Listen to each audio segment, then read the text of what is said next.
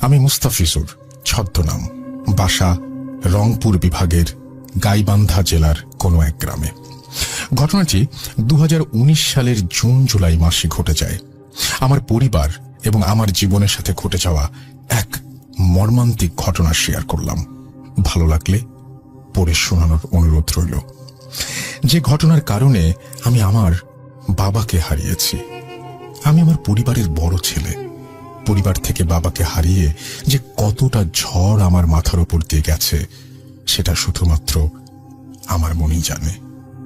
তা হয়তো ব্যাখ্যা করা সম্ভব নয়। প্রথমবারের মতো ইমেল লিখছি, তাই যতটুকু পারি গুছিয়ে লেখার চেষ্টা করব। যদি বেশি অগোছালো হয় তাহলে আপনি আপনার ইচ্ছা মতো গুছিয়ে শেয়ার করবেন। বেশি কথা না বলে এবার ঘটনায় যাওয়া যাক। এর মাঝখানে আমি একটু বলতে চাই, না, আপনি যেভাবে লিখেছেন আমরা সেভাবেই আমাদের লিসেনারদের কাছে উপস্থাপন করতে চাই। আমরা এখানে হাত দিতে চাই না। আসলে মূল ঘটনাটি আমার বাবাকে কেন্দ্র করে। আমার বাবা একজন ব্যবসায়ী মানুষ ছিলেন। তার ছিল সুপারির ব্যবসা। অন্যান্য বিভাগ থেকে সুপারি নিয়ে আসে এবং পাইকারি দামে তিনি সেটা বিক্রি করেন। আস্তে আস্তে সবার থেকে তার ব্যবসা দিন দিন উন্নতি হতে থাকে। সেটা দেখে পাশের এক ব্যবসায়ী সহ্য করতে পারে না। তার উদ্দেশ্য ছিল কিভাবে আমার বাবাকে অবনতির দিকে নিয়ে আসা যায়। বাবা সৎভাবে ব্যবসা করতেন বলে সে অনেক গীবত এবং নানান ধরনের চেষ্টা করেও বাবার ব্যবসার কোনো ক্ষতি করতে পারেনি। একটা সময় ওই ব্যবসায়ী আমার বাবার ওপর কুফরি কালাম বা ব্ল্যাক ম্যাজিক করে। সেটা আমরা জানতে পারি বাবা মারা যাবার 11 দিন আগে। একদিন বাবা ট্রাক থেকে সুপারি আনলোড করতে করতে অনেক রাত করে ফেলেন। এমনিতেই বাবা প্রতিদিন রাত 11টার ভেতরেই বাসায় ফিরতেন, কিন্তু সেই দিন বাজার থেকে ফিরতে ফিরতে অনেক রাত হয়ে যায়। সেদিন থেকেই ঘটনার শুরু। বাসায় ফিরে বাবা প্রচন্ড পেটে ব্যথা অনুভব করলেন। আমরা গ্যাস্ট্রিকের কথা ভেবে বাবাকে ট্যাবলেট খাইয়ে দিলাম। এরপর বাবা কোনো কিছু না খেয়েই ঘুমিয়ে পড়েন। পরদিন সকালে ঘুম থেকে ওঠেন এবং আগের মতো সুস্থ মানুষ। তো আমরা ভাবলাম এটা গ্যাস্ট্রিকেরই ব্যথা ছিল। তারপর কিছুদিন ভালোই ছিলেন বাবা। পরে আস্তে আস্তে বাবার পেটে ব্যথা বাড়তে থাকে। বাবার তেমন কিছু খেতে পারেন না। আস্তে আস্তে অসুস্থ হয়ে পড়েন। আর এদিকে বাসায় রাতে আজব আজব শব্দ শুনতে পেতাম আমরা। আমি যে রুমে থাকতাম সেই রুমের সাথেই ছিল একটা পরিত্যক্ত রুম। মানে আগে আমার ফুপু থাকতেন ওই রুমে। এখন ফুপু মারা যাবার পর আমরা সেই রুমটা স্টোর রুম হিসেবে ব্যবহার করি। সেই রুমে আমি প্রতিদিন রাত 9টা থেকে 11টার ভেতর অনেক রকম শব্দ শুনতে পেতাম। আবার রাত 3টা থেকে 4টার ভেতর শব্দ শুনতাম। শব্দগুলো এমন ছিল 2-3টা ছোট বাচ্চা মারামারি করলে যেমন শব্দ হয় তেমন আর কি। আর মাঝে মাঝে দরজায় লাথি মারলে যেরকম আওয়াজ হয় ঠিক তেমন শব্দ। লাথি মারার শব্দ শুনে আমি কয়েকবার বাইরে বের হয়ে দেখি কেউ নেই, কাউকে নজরে পড়ে না। 6-7 দিন এভাবেই কাটছিল। এমন সময় দরজায় লাথি মারার শব্দটা প্রচন্ড বেড়ে যায়। আমি রাতে ঘুমাতে পারতাম না। পরে আমার একটা ফ্রেন্ডকে বলি আমার কাছে এসে থাকার জন্য। এদিকে নানান ধরনের ডাক্তারের ওষুধ খেয়েও কোনো ফল পাচ্ছিলাম না। অর্থাৎ আমার বাবা কোনো ফল পাচ্ছিলেন না। দিন দিন যেন বেড়েই চলেছে। পরে একদিন আমরা বাবাকে রংপুর এক বড় ডাক্তারের কাছে নিয়ে যাই। ডাক্তার অনেক রকম পরীক্ষা করতে দেয়। আমরা সবগুলো পরীক্ষা শেষ করি। পরে আমি জানতে পারি যে রিপোর্টগুলো বের হতে রাত 9টা বেজে যাবে। এখন কি আর করার, রংপুর থেকে আমাদের গ্রাম প্রায় 3 ঘন্টা।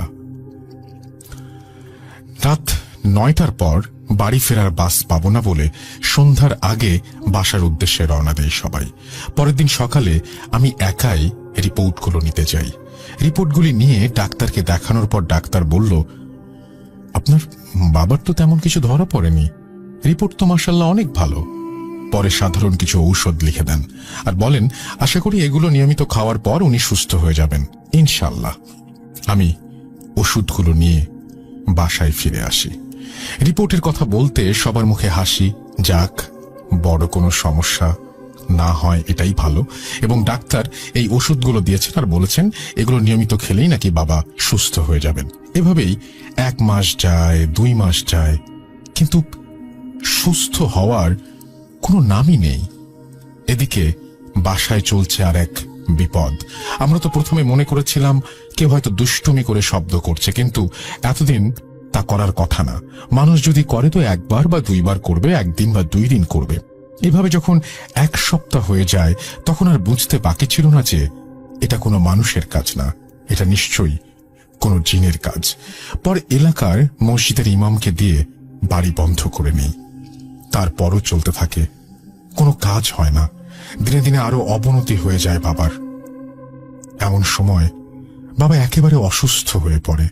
কোনো কিছুই খেতে পারে না, যা খায় তাই বমি করে ফেলে দেয়, আর পেটের ব্যথা অনেক বেড়ে যায়। রাত দিন শুধু পেটে ব্যথায় অনেক জোরে জোরে চিল্লাচিল্লি করতে থাকে। বাবার সাথে সাথে আমাদের বাড়ির পুরো মানুষ 7 মাস ঘুম কি জিনিস বলতে পারি না। এদিকে পরিত্যক্ত রুমে আজব আজব শব্দ, আর অন্যদিকে বাবার চিল্লানোর আওয়াজ। পুরো 7 মাস আমি রাত বা দিন কখনোই ঘুমাইনি। যখন আমরা রংপুরে ডাক্তারদের চিকিৎসার কোনো ফলাফল পাচ্ছিলাম না, তখন আমরা ঢাকায় বড় বড় ডাক্তারদের চিকিৎসা নেই, কিন্তু কোনো কাজ হয় না। দিন দিন শুধু অবনতিই হতে থাকে। পরে শেষের দিকে আরো কিছু বড় পরীক্ষা নিরীক্ষা করার পর জানতে পারি বাবার লিভার ক্যান্সার। সবাই অনেক ভেঙে পড়ি। ডাক্তার বলে ওনার চিকিৎসা এখানে হবে না, ওনাকে ইন্ডিয়া নিয়ে যান, ওনার লিভার পুরোই নষ্ট হয়ে গেছে। এখন ইন্ডিয়া নিয়ে যাবার সাধ্য নেই আমাদের, কারণ অনেক টাকার প্রয়োজন, আর এতদিনে জমানো যত টাকা ছিল সব শেষ। আমরা এত টাকা পাবো কোথায়? সবাই হতভম্ব হয়ে বাবাকে বাসায় নিয়ে আসি। ডাক্তার বলে যদি চিকিৎসা না করাতে পারেন, এভাবেই যতদিন বাঁচবে, যা খেতে চায় সেটাই খাওয়ান। 1 মাসের সময় দিয়েছিল ডক্টর। যদি চিকিৎসা না করাই তাহলে খুব বেশি হলে 1 মাস বাঁচবেন উনি। এভাবেই কিছুদিন কেটে যায়। এমন চিকিৎসাবিহীন অবস্থায় নিজের বাবাকে চলে যেতে হবে, এটা ভাবতেই চোখ ভিজে যায়। কোনো সন্তান চাইবে না বিনা চিকিৎসায় বাবাকে মৃত্যুর মুখে ঠেলে দিতে। এরপর বাসায় কিছু লোকের মুখে শুনি একটা কবিরাজ আছে, তার কাছে যাই। কবিরাজ তার জিনের মাধ্যমে জানতে পারে বাবাকে কেউ কুফরি কালাম করেছে। এটা বাবা মারা যাবার 11 দিন আগে জানতে পারলাম, কিন্তু এতদিনে সময় শেষ, তাই ওনার লিভার নষ্ট হয়ে গিয়েছিল। বিষয়টা আমি ভালোভাবে বোঝানোর জন্য 6 থেকে 7টা কবিরাজের কাছে যাই, কিন্তু সবাই একই কথা বলে, আর বলে সময় শেষ হয়ে গেছে, আর অনেক আগেই চিকিৎসা নেওয়ার দরকার ছিল। কেউ বাবার চিকিৎসা করার সাহস পায় না। পরে আমি একজন বড় কবিরাজের কাছে যাই। সে বলে তোমাদের বাড়িতে 7টা তাবিজ রাখা আছে, সেগুলো যদি বের করে নষ্ট করা যায় তাহলে তোমার বাবার সুস্থ হওয়ার সম্ভাবনা 10%। কবিরাজ বলে যে ব্ল্যাক ম্যাজিকটা করেছে সে নাকি একটা নরপিশাচকে 3টা ছাগল আর 3টা সাদা মুরগি এবং নানান কিছু দেবার লোভ দেখিয়ে বাবার উপরে ভর করিয়েছে বাবার লিভার খাওয়ার জন্য। পরে সে আরো বলে তুমি যদি চাও তো আমি তোমার বাবাকে আমার যতটুকু সাধ্য আছে সব দিয়ে চেষ্টা করে দেখতে পারি বাঁচানোর জন্য, কিন্তু হ্যাঁ, ওনার বাঁচার সম্ভাবনা শুধুই 10%। তারপরও বাবাকে বাঁচানোর জন্য চিকিৎসা শুরু করতে বললাম। পরের দিন কবিরাজ তার লোকজন নিয়ে বাড়িতে আসে। তারপর কবিরাজ তার এক কর্মচারীর ওপর জিন হাজির করে এবং আমাকে খালি বাটি দিয়ে কবিরাজ বলে উনি যেখানে মাটিতে দাগ দেবে তুমি সেখানে সেখানে নিজ হাতে মাটি খুঁড়ে যেটা পাবে সেটা এই বাটিতে রাখবে। তারপর আমি কবিরাজের কর্মীকে ফলো করতে লাগলাম, মানে জিন ভর করা লোকটিকে। তিনি মোট 6টি জায়গায় দাগ দেয়। প্রথম আমাদের বাড়ির গেটের সামনে ঠিক মাঝখানে, দ্বিতীয় দাগ বাড়ির আঙিনার মাঝখানে, তৃতীয় দাগ বাবা যে ঘরে থাকতো সে ঘরের দরজার সামনে, চতুর্থ দাগ রান্নাঘরের মাঝখানে, পঞ্চম দাগ চুলার ভেতরে এবং ষষ্ঠ টিউবওয়েলের গোড়ায়, এবং সপ্তমটা নাকি টিউবওয়েলের ভেতরে ফেলে দিয়েছে। তারপর এক এক করে আমি দাগ দেওয়া স্থানগুলোর মাটি উঠাতে থাকি এবং 6 জায়গায় আমি হাত দিয়ে 6টা তাবিজ উঠাই। সেগুলো বাটি সহ কবিরাজের সামনে নিয়ে যায়। কবিরাজ তাতে মন্ত্র পড়ে পানি ছিটিয়ে দেয় তাবিজগুলোর ওপর। পরে আমাকে পোড়ানোর জন্য আদেশ দেওয়া হয় তাবিজগুলো। কিন্তু আমি কবিরাজের অনুমতি নিয়ে সেগুলো একটু খুলে দেখার জন্য চাইলাম। কবিরাজ বলল, সমস্যা নেই, কিন্তু দেখার পরে সাথে সাথে পোড়াতে হবে কিন্তু। আমি বললাম ঠিক আছে। তারপর আমি সবগুলো তাবিজ খুলে দেখলাম। কিছু জিনিস বোঝা যায়, আর কিছু একেবারে নষ্ট হয়ে গেছে। তাবিজগুলোর ভেতরে দেখি কিছু মাটি, মনে হয় কোথাকার মাটি আমি জানি না। সিঁদুর, চুল, লাল কাপড়, সূঁচ, সাদা কাপড়, আরো অনেক কিছু নষ্ট হওয়ার জন্য তেমন বোঝা যায় না।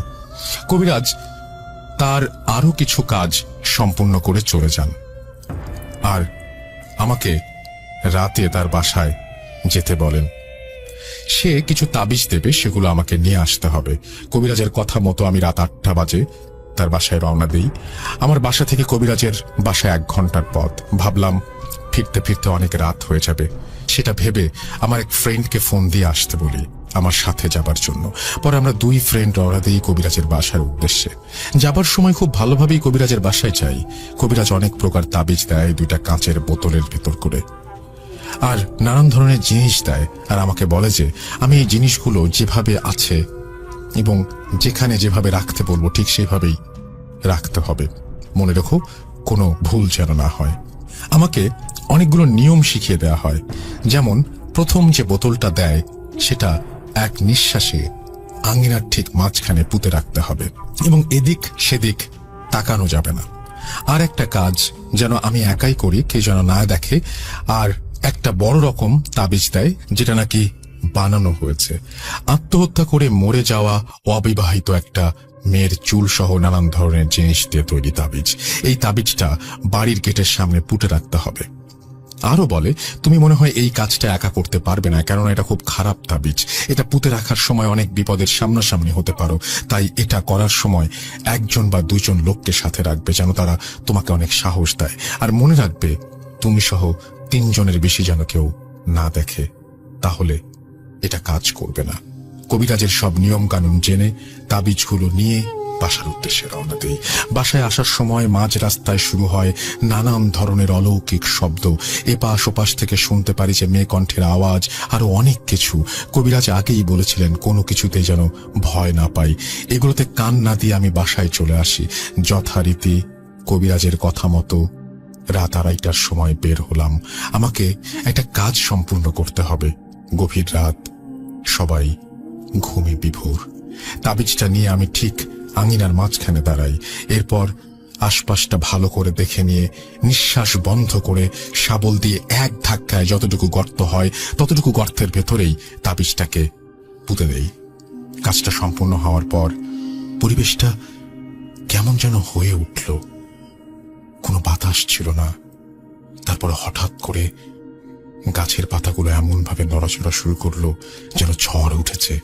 বাড়ির পেছনে বাঁশ ঝাড় আরো অনেক জোরে জোরে নড়ছিল। কিছুক্ষণ পর আবার পরিবেশ আগের মতো হয়ে যায়। এবার সেই বড় তাবিজটি রাখার পালা। কবিরাজের কথা মতো আমার চাচা, যে আমার বয়সী অর্থাৎ সমবয়সী, আর আমার এক ফ্রেন্ড, তাকে আগে থেকেই আমার রুমে থাকতে বলি। যথারীতি তাবিজটা নিয়ে বাড়ির গেটের সামনে দাঁড়াই। রাত তখন 3টা। যেখানে কবিরাজ তাবিজটা রাখতে বলেছেন সেই জায়গাটা মার্ক করে নেই।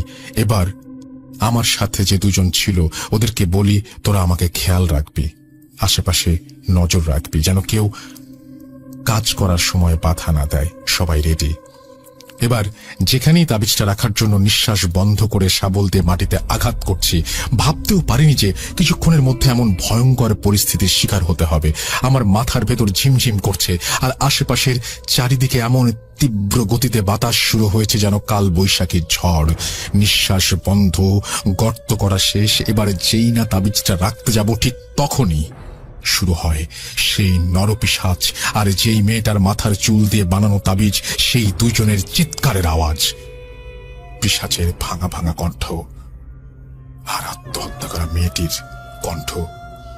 আমি আরো দ্রুত গতিতে যেই তাবিজটা গর্তের ভেতর রাখতে যাব ঠিক তখনই আমাকে কি যেন এমন জোরে একটা থাপ্পড় মারে, আমি পেছনে ছিটকে পড়ে যাই।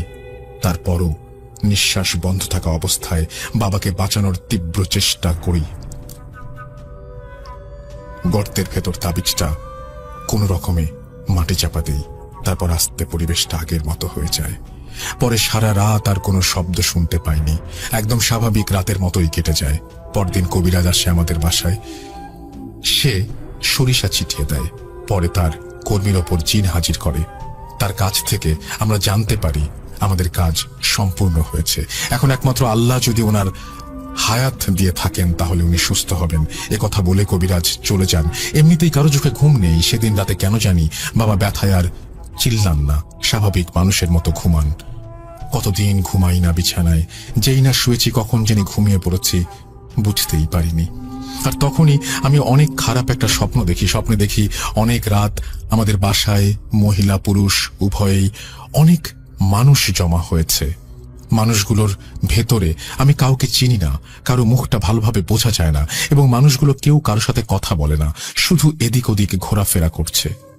আমি কেন জানি সবার মধ্যে বোবা হয়ে একটা জায়গায় দাঁড়িয়ে সব দেখছিলাম। হঠাৎ করে বাড়ির এরিয়া থেকে একটু দূরে দেখতে পাই একটা মেয়ে দাঁড়িয়ে আছে। সে মনে হয় কিছু বলবে এমন একটা ভাব। অনেক রাত হওয়ার কারণে মেয়েটার মুখ বোঝা যায় না। হঠাৎ মেয়েটা রাগের গলায় বলে, বলেছিলাম তোর বাবা আর বাঁচবে না, তারপরও তুই কষ্ট দিলি। শুধু এইটা বলেই কোথায় যেন আড়াল হয়ে গেল মেয়েটা। তারপর সে বলল, আমি আর কোথাও জায়গা পাচ্ছি না। একটু পরে মায়ের বড় গলার চিৎকার শুনে ঘুম ভেঙে যায় আমার।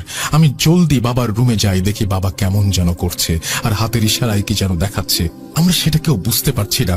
আমি পানি নিয়ে এসে বাবার মুখে দিতেই একেবারে যতটা পানি খেয়ে ফেলে, মনে হয় 1 সপ্তাহে এতখানি পানি খায় না। তখন রাত 12টার মতো হবে। বাবার এমন অবস্থা দেখে আশেপাশের সবাই চলে আসে।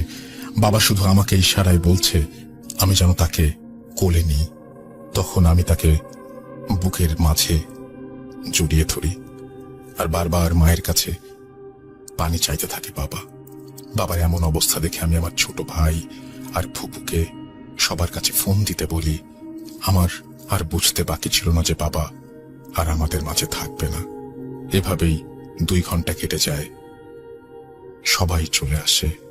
এমন সময় বাবা আমার কোলে থাকা অবস্থায় একদম নিস্তব্ধ হয়ে পড়ে, আর পানিও যাচ্ছে না, ইশারাও করছে না। কোন রকম বোঝা যাচ্ছে একটু একটু করে নিঃশ্বাস নিচ্ছে।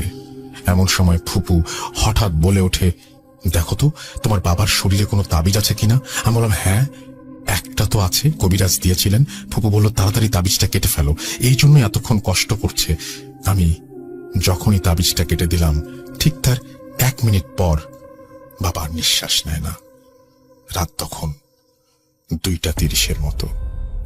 আমার বুকের ভেতর থাকতেই বাবা আমাদের ছেড়ে চলে গেলেন না ফেরার দেশে।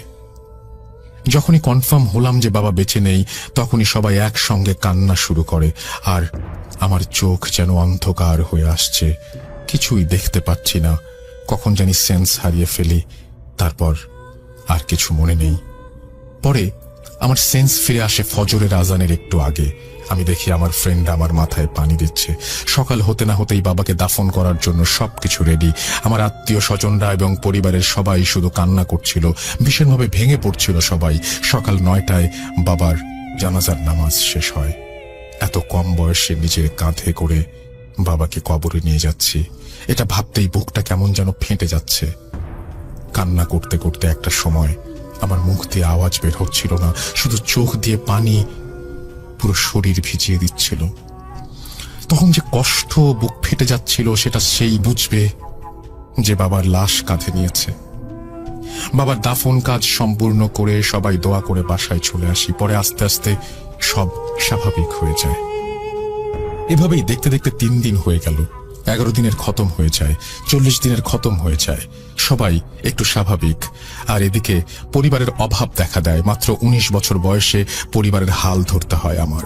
হঠাৎ করে কোনো কাজ বা চাকরি না পাওয়ায় পরিবারের মা, ছোট ভাই, ছোট বোনদের কথা চিন্তা করে পরিবার ছেড়ে অল্প কিছু জমি ছিল সেটা বিক্রি করে চলে আসি। অর্থাৎ আমি দুবাই চলে আসি। দুবাই আসা মাত্র 7 মাস হয়েছে। সবাই আমার জন্য দোয়া করবেন যেন আমি আমার পরিবারের খেয়াল রাখতে পারি, আর একমাত্র আমি ছাড়া কেউ নেই আমার পরিবারকে দেখার জন্য। এভাবেই শেষ হয় বাবাকে নিজের বুকে জড়িয়ে রেখে বিদায় জানানোর এক মর্মান্তিক ঘটনা। কি এমন ব্ল্যাক ম্যাজিক করা হয়েছিল যে তার কোনো প্রতিকারই করতে পারলাম না? এই জগতে এমনও কিছু মানুষ আছে যারা সবসময় মানুষের ক্ষতি চায়। তাই আমি একটা কথাই বলবো, সবাই যেন এই অন্ধকার জগতে ব্ল্যাক ম্যাজিক বা কালো জাদু থেকে দূরে থাকেন আর সাবধানে থাকবেন। ধন্যবাদ। এরপরে তিনি তার নাম টাম সবকিছু শেয়ার করেছেন এবং তিনি বলেছেন এগুলো কোনো কিছু শেয়ার না করতে। অনেক ধন্যবাদ আপনাকে এই ঘটনাটি পাঠানোর জন্য। আমি জানি না যে এরকম ক্যান্সারের পরে আপনারা জানতে পেরেছেন ব্ল্যাক ম্যাজিক। আমি জানি না যে ব্যাপারটা আসলে কি হয়েছিল, তবে ব্ল্যাক ম্যাজিক তো আসলেই আছে, এবং এটা যেন এই ভয়াবহ দিকের কথা চিন্তা না করে কেউ না করেন, সেটাই আমার সবার কাছে অনুরোধ থাকবে। আমরা এরকম পাপের কাজ যেন না করি। যাই হোক, আশা করছি এই ঘটনাটি আপনাদের ভালো লেগেছে। যদি ভালো লাগে তাহলে অবশ্যই আমাদের জানাবেন। আমরা চলে যাব আমাদের পরের ঘটনায়। আমাদের পরের ঘটনাটি এসছে দেশের বাইরে থেকে এবং আমাদের একজন লিসেনার এই ঘটনাটি পাঠিয়েছেন। তিনি শুরুতেই বলে নিয়েছেন তিনি দীর্ঘদিন, অর্থাৎ তার বড় হয়ে ওঠাটা দেশের বাইরে বলেই তার বাংলা অতটা ভালো না, সেটা তিনি জানিয়েছেন। তারপরে তিনি আপনাদের জন্য ঘটনা শেয়ার করছেন এবং আশা করছি তার ঘটনা আপনাদের ভালো লাগবে, এবং এতটুকু যদি কোনো ঘটনা আপনাদের আনন্দ দিতে পারে আমারও অনেক অনেক অনেক বেশি সেটা ভালো লাগবে। আশা করছি যে ঘটনাটি আমরা শুনবো এই ঘটনাটি আপনাদের ভালো লাগবে, এবং এই ঘটনাটি অনেকটা ফার্স্ট হ্যান্ড স্টোরি বলতে পারেন। সো ভালো লাগা উচিত। চলুন শুনে আসি আমাদের পরবর্তী ঘটনাটি। আসসালামু আলাইকুম রাসেল ভাই এবং সকল ভূত.com এর লিসনাররা, আশা করি সবাই ভালোই আছেন। আমার নাম হচ্ছে ইউক। অ্যাকচুয়ালি এটা আমার রিয়েল নাম না, কিন্তু প্রাইভেসি কারণে এটা নাই বললাম। শুরুতে অ্যাকচুয়ালি আমি ক্ষমা চাচ্ছি, কারণ আমার বাংলা অত ফ্লুয়েন্ট না, কেননা আমি আমার বলতে গেলে সারা জীবনই বিদেশেই বড় হয়েছি। আর কারেন্টলি আমার আন্ডার গ্রাজুয়েট স্টাডি কমপ্লিট করার জন্য কিংস কলেজ অফ লন্ডনে মেডিকেল ইঞ্জিনিয়ারিং নিয়ে পড়তেছি। আর পড়াশোনার পাশাপাশি অ্যাকচুয়ালি আমি পার্ট টাইম জবও করি। ঘটনাটা আজকে আমি আপনাদের সাথে শেয়ার করব। ম্যাক্সিমাম পার্টটা আমার একটা কলিগের সাথে হয়েছে, কিন্তু এর কিছুটা আমিও ফার্স্ট হ্যান্ড এক্সপিরিয়েন্স করেছি। তো ঘটনা যাওয়ার আগে আমার যে জব ডিসক্রিপশনটা দিলে ভালো হবে। আমি একটা সেফটি অ্যান্ড সিকিউরিটি অফিসার হিসাবে একটা কোম্পানির জন্য কাজ করি। তো আমাদের যে মেন কোম্পানি, তাদের সাথে ধরেন বিভিন্ন অফিস আদালত, ওয়্যার হাউস, কনস্ট্রাকশন সাইটের সাথে তাদের একটা কন্ট্রাক্ট আছে। তো আমাদেরকে বিভিন্ন সময় এক এক জায়গায় পাঠানো হয়, ওখানে সিকিউরিটি অফিসার হিসাবে কাজ করি। যেমন ধরেন সিসিটিভি ক্যামেরা মনিটরিং করা, মানুষ আসা যাওয়া করতেছে তাদের রেকর্ড রাখা। সো বলতে গেলে জেনারেল বিল্ডিং সাইট সেফটি, যে মেক শিওর করা যে সবাই ফলো করতেছে। তো আমি ধরেন গত 4-5 মাস ধরে লকডাউনের কারণে আর কাজ করা হয় নাই, কিন্তু এই যে লাস্ট উইক অফ অগস্ট থেকে আবার শুরু করলাম। তো এবার আমার শিফট পড়লো সেন্ট্রাল লন্ডন ইউস্টনে একটা অফিসে। তো ওখানে যাওয়ার পরে দেখলাম আমি আর আরেকটা কলিগকে সারা বিল্ডিং এর দায়িত্ব দেওয়া হলো। লকডাউনের কারণে অফিসগুলো খোলা ছিল না, তো আমাদের শিফটটা কোয়াইট রিল্যাক্সিংই ছিল। আর বিজি না থাকার কারণে ধরেন কথাবার্তার মধ্যেই কেটে গেল। তো আমি আমার কলিগের বেশ কিছু ইনফরমেশনই জানতে পারলাম। সে ছিল নাইজেরিয়ান, কিন্তু তার নাম হচ্ছে মুস্তাফা আকবর, কিন্তু গত 30 বছর ধরেই তিনি লন্ডনেই আছেন আর 20 বছর ধরে এই সিকিউরিটি কাজ করতেছিলেন। তো ভালোই আর কি, ভালোই আমাদের কথাবার্তা হলো ভালোই। তো এমনি করতে করতে শনিবার আমার ওই উইকের জন্য ওখানে লাস্ট ডে শিফট ছিল। আর এমন সময় লাঞ্চের সময় আমরা কথা বলতেছি, আর আমার অফিস থেকে একটা কল আসলো। আমাকে বলতেছে, ইউক, আমাদের একটা অফিসার দরকার সোমবার দিন নাইট শিফটে, একটা হোস্টেল আছে ওখানে আমার যেতে হবে। তো আমি চিন্তা করলাম সোমবার দিন যদি আমি নাইট শিফট করি, পরের দিন মঙ্গলবারে তো আমি আর এখানে আসতে পারবো না যেখানে শিফট করতেছি। তো ওরা বলে ওইটার চিন্তা করতে না, আমার ওই শিফটটা বুধবারে মুভ করে কিন্তু আমার ওখানে মানডেতে যেতেই হবে। তো আমি বললাম মানডে ব্যাংক হলিডে এখানে তো, আর যে হোস্টেলটা ওইটা হচ্ছে জোন 6। জানেন না, আপনারা জানেন না কি লন্ডন হলো জোনে ডিভাইড করা, 1 2 3 4 5 6, আর 6 বলতে গেলে লন্ডনের বাইরেই। তো আমি বললাম আমার তো যেতে ধরেন 1.5-2 ঘন্টার মতন লেগে যাবে, আর ব্যাংক হলিডে। তো ওরা বললো তুমি ওইটার চিন্তা করো না, আমরা তোমাকে উবের করে পাঠাবো। তারপরে আমি ভাবলাম যেহেতু ব্যাংক হলিডে আর পলিসি আছে যে ব্যাংক হলিডে তোমার স্যালারি ডাবল, ব্যাংক হলিডে কাজ করলে তোমার পে হচ্ছে ডাবল, আর যেহেতু ওরা উবের দিয়ে আমাকে পাঠাবে, তো বললাম আচ্ছা ঠিক আছে, নাইট শিফট করি। আর এই বলে ফোন কনফার্ম করে ফোন কাটলি। তো ফোন রাখার পরে আমি একটু আমার কলিগের দিকে তাকালাম, একটু চিন্তা করে বললো তোমার কে কি অমুক হোটেলে শিফট দিল? আমি বললাম জি হ্যাঁ, ওখানে আপনি আগে করছেন? উনি বলছে হ্যাঁ করেছি, ধরো কত 6 মাস আগে আমি ওখানে শিফট করেছি। তো ওনার গলা শুনে কেমন যেন উইর্ড লাগলো। বললাম কি ওই সাইটে সব ঠিক আছে তো? উনি বল হ্যাঁ হ্যাঁ সাইটে ঠিক আছে, কিন্তু একটু সাবধানে থেকো। আমি বললাম এর মানে? আমি চিন্তা করলাম মানে ওখানে মনে হয় কিন্তু ডেঞ্জারাস প্লেস, ওর ওখানে কাজ বাজ চলতেছে, ওর ওখানে যে কলিগরাও তো ভালো না, এই চিন্তা করলাম। তো আমি বললাম হোয়াটস রং ওখানে? কয় না অমন কিছু না, চিন্তা করো না, খালি এই তো অমন কিছু বলবা। তো এই কথার আমি অত গুরুত্ব দিলাম না। তো শনিবার শিফট শেষ, সোমবার দিন যে কথা সেই কাম, আমি উবের দিয়ে আমার শিফটের জন্য রওনা দিলাম। শিফটটা ছিল সন্ধ্যা 7টা থেকে সকাল 7টা। আর যেহেতু ব্যাংক হলিডে ছিল, রাস্তাঘাটে যানজট না থাকার কারণে আমি সাইটে যে পৌঁছালাম রাফলি 20 মিনিটস আর্লি। তো যেহেতু 20 মিনিট হাতে ছিল, আমি চিন্তা করলাম আমার সাথে ফ্লাস্ক করে কফি আছে, আর বিল্ডিং এর সামনে নোটিস করলাম একটা বেঞ্চ আছে। তো ভাবলাম ওই বেঞ্চে বসে কফিটা খেয়ে তারপরে ভিতরে যাব। তো বেঞ্চে বসলাম, ব্যাগ থেকে গরম কফি বের করে পান করা শুরু করলাম। বিল্ডিং এর দিকে তাকালাম, দেখলাম ওল্ড ব্রিটিশ আমলের রেড ব্রিক একটা বিল্ডিং, ভেরি সিমেট্রিক্যাল, মাঝখানে এন্ট্রেন্স, আর এন্ট্রেন্সের উপরে নোটিস করলাম একটা পাথরের একটা টাইলসে 1876 লেখা। এটা দেখার পরে আমি চিন্তা করলাম কত পুরানো একটা বিল্ডিং, না জানি কত হিস্টোরি, কত মানুষ আসা যাওয়া করছে, first world war, second world war, কতই না কি এখানে হয়েছে। তো এটা চিন্তা করতে করতে যতই না বিল্ডিং এর দিকে তাকাচ্ছি, ভিতরে কেমন যেন একটা অস্বস্তি ফিলিং বাড়ছে, আনইজ, কেমন যেন লাগতেছে, ফিলিংসটা ভালো না। তো বিল্ডিং এর দিকে তাকাচ্ছি, ভালো মতন সব ডিটেলস গুলা দেখতেছি। 3 তলা একটা বিল্ডিং, চারোদিকে ঘাস, বড় বড় গাছ দিয়ে ঘেরা। তো আর বাতাসে গাছগুলো দুলছে। আর দেখলাম বিল্ডিংটা অন্ধকার, কেমন যেন একটা অন্ধকার ভাব ওইটার উপরে। তো ঘড়িতে তাকিয়ে দেখলাম 7টাও তো বাজে নাই, আর সানসেট হবে আরো রাফলি 1 ঘন্টা পরে। তো ভাবলাম মনে হয় গাছগাছালি তো, এর জন্য জায়গাটা একটু ডার্ক লাগছে। দেখতে দেখতে নোটিস করলাম ইস্ট উইং, আর কি ডাইন সাইডে যে বিল্ডিং এর ডাইন সাইড, 3rd ফ্লোরটা অন্য ফ্লোরদের তুলনায় নতুন, এইটাগুলো নতুন লাগছে, আর কি রিনোভেটেড।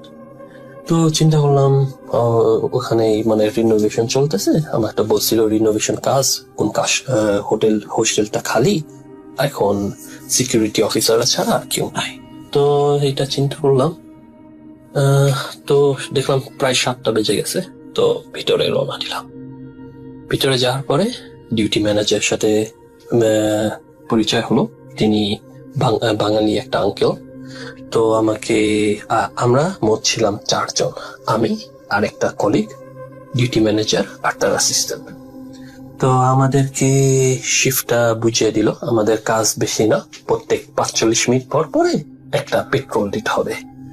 আমাকে দেওয়া হলো ইস্ট উইং, যে ডাইন সাইডের বিল্ডিংটা, আর আমার কলিগরে দেওয়া হলো লেফট উইং, আর কি লেফট সাইড, ওয়েস্ট উইং।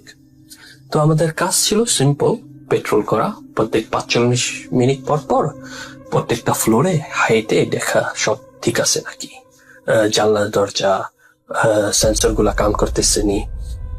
আর আমাদেরকে একটা কি কার্ড দেওয়া হলো, প্রত্যেক ফ্লোরে একটা রিডার আছে, আমাদের ওখানে পাঞ্চ করতে হবে। তো এটা পাঞ্চ করলে বুঝবে যে আমরা পেট্রোল করতেছি। আর লাস্ট থিং আমাদের রেডিও দিল। তো রেডিও গুলা দেখে আমি একটু সারপ্রাইজ হলাম, কারণ রেডিও গুলা ছিল very high and expensive radios. Security যারা কাজ করে তারা জানে যে রেডিও সব সাইটেই দেয়, কিন্তু এই রেডিও গুলা একটু বেশি এক্সপেন্সিভ আসছিল এই সাইটের জন্য, কারণ ছোট একটা বিল্ডিং, 3 তলা বিল্ডিং। তো আমি চিন্তা করলাম, আমি ইঞ্জিনিয়ারিং পড়ি, তো আমার বুঝতে দেরি হলো না, এটি ভেরি এক্সপেন্সিভ, রাফলি 700-600 পাউন্ড ইচ।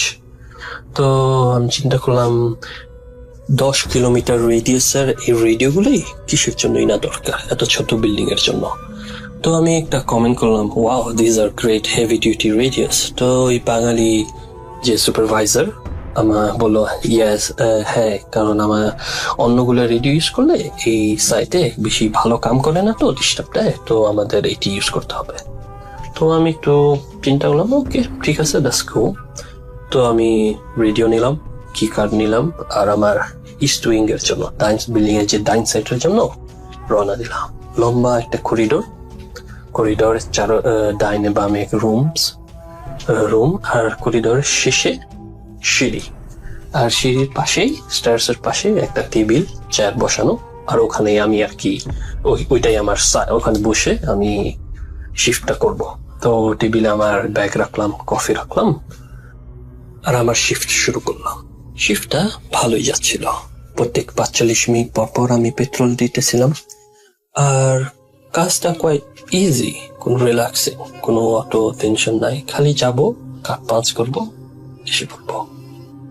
তো সব ঠিকই আছিল। তারপর ঘড়িতে সময় 3:15, আরেকটা পেট্রোলের টাইম হয়ে গেল। তো কি কার্ড নিয়ে আমি রওনা দিলাম। লেভেল 1 ক্লিয়ার, লেভেল 2 ক্লিয়ার, তারপরে আমি লেভেল 3 এর জন্য রওনা দিলাম।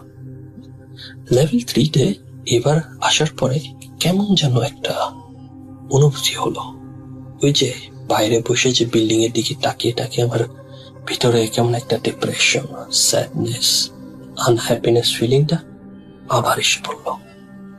আমি চিন্তা করলাম, এটা তো একটা নতুন ফ্লোর, রিনোভেটেড, কিন্তু কেমন যেন হাহাকার, নীরব একটা পরিবেশ। তো বেশি না চিন্তা করে আমি লম্বা করিডোরে হাঁটা শুরু করলাম। হাঁটতেছি আর অটোমেটিক লাইটটি চলে উঠতেছে, সামনে অন্ধকার, পিছনে লাইট। তো হাঁটতে হাঁটতে করিডোরের মাঝ বরাবর যখন আসলাম, হঠাৎ করে আমার নাকে একটা স্ট্রং ধোঁয়ার গন্ধ আসলো, কি যেন চলছে, কি যেন বার্নিং হচ্ছে। তো আমি তাড়াতাড়ি অ্যালার্ট হয়ে যে দরজা আমার পাশে ছিল ওইটারে তাড়াতাড়ি খুলে ভিতরে ঢুকে দেখলাম কিছুই নাই, রুমটা পুরা খালি, ফার্নিচার এখন তো কিছুই রাখা হয় না। তো আমি তো অবাক হলাম, কারণ আমি শিওর ওই গন্ধটা এখন আমার নাকে বেজে আছে। তো আমি তাড়াতাড়ি রেডিও অন করলাম আর বললাম, control please, are you receiving, can you check level 3 sensors? Control, hello, control receiving. রেডিওর দিকে তাকালাম, দেখলাম রেডিওটা কেমন কাম করছে না। আমি কোয়াইট অবাক হলাম, কারণ এটি ভেরি হাই এন্ড রেডিওর স্ক্রিনটা কেমন যেন জাম্পিং করতেছে। আপনারা মনে হয় জানেন, যেমন টিভি ও মনিটরের ভিডিও কেবলটা যদি একটু লুজ হয়ে যায়, স্ক্রিনটা কেমন যেন জাম্পিং করে, কালার চেঞ্জ হয়, সেমনি এই রেডিওর স্ক্রিনটা আমার করতেছে। তো আমি আর একটু অবাক হলাম। তো যেহেতু আমি এই ধোয়ার গন্ধ পেলাম, তো তাড়াতাড়ি করে আমার কন্ট্রোল রুমে যেতে হবে। তো আমি দৌড় দিলাম, দৌড় দিয়ে নিচে কন্ট্রোল রুমে এসে বললাম, please can you check the carbon monoxide sensor level 3 east wing, maybe there is a fire. তো ওরা তাড়াতাড়ি চেক করলো, সেন্সর দেখলো, fire sensor, carbon monoxide sensor দেখলে এখানে কিছু নাই। তো আমি বললাম I am sure I smell something. তারপরে বললো ও নো। তারপরে ডিউটি যে ম্যানেজার ছিল বাঙালি, আমাকে বললো ও মেবি ওইটা ভুল তোমার মনে ভুল হয়েছে, মনে হয় বাইরে জানলা কোনো জানলা খোলা আছে, তো ওইখান থেকে মনে বাইরে কেউ স্মোক করতেছে, ও বারবিকিউ করতেছে, ওইটার মনে গন্ধ শুনেছ। তো আমি বললাম না, এটা তো ইম্পসিবল, আমি পেট্রোল দিচ্ছি, প্রত্যেক ফ্লোরের জানলা তো আমি লক করে দেখছি, সব লক করা। তারপরে ডিউটি ম্যানেজার বললো ওইটা কিছু চিন্তা করো।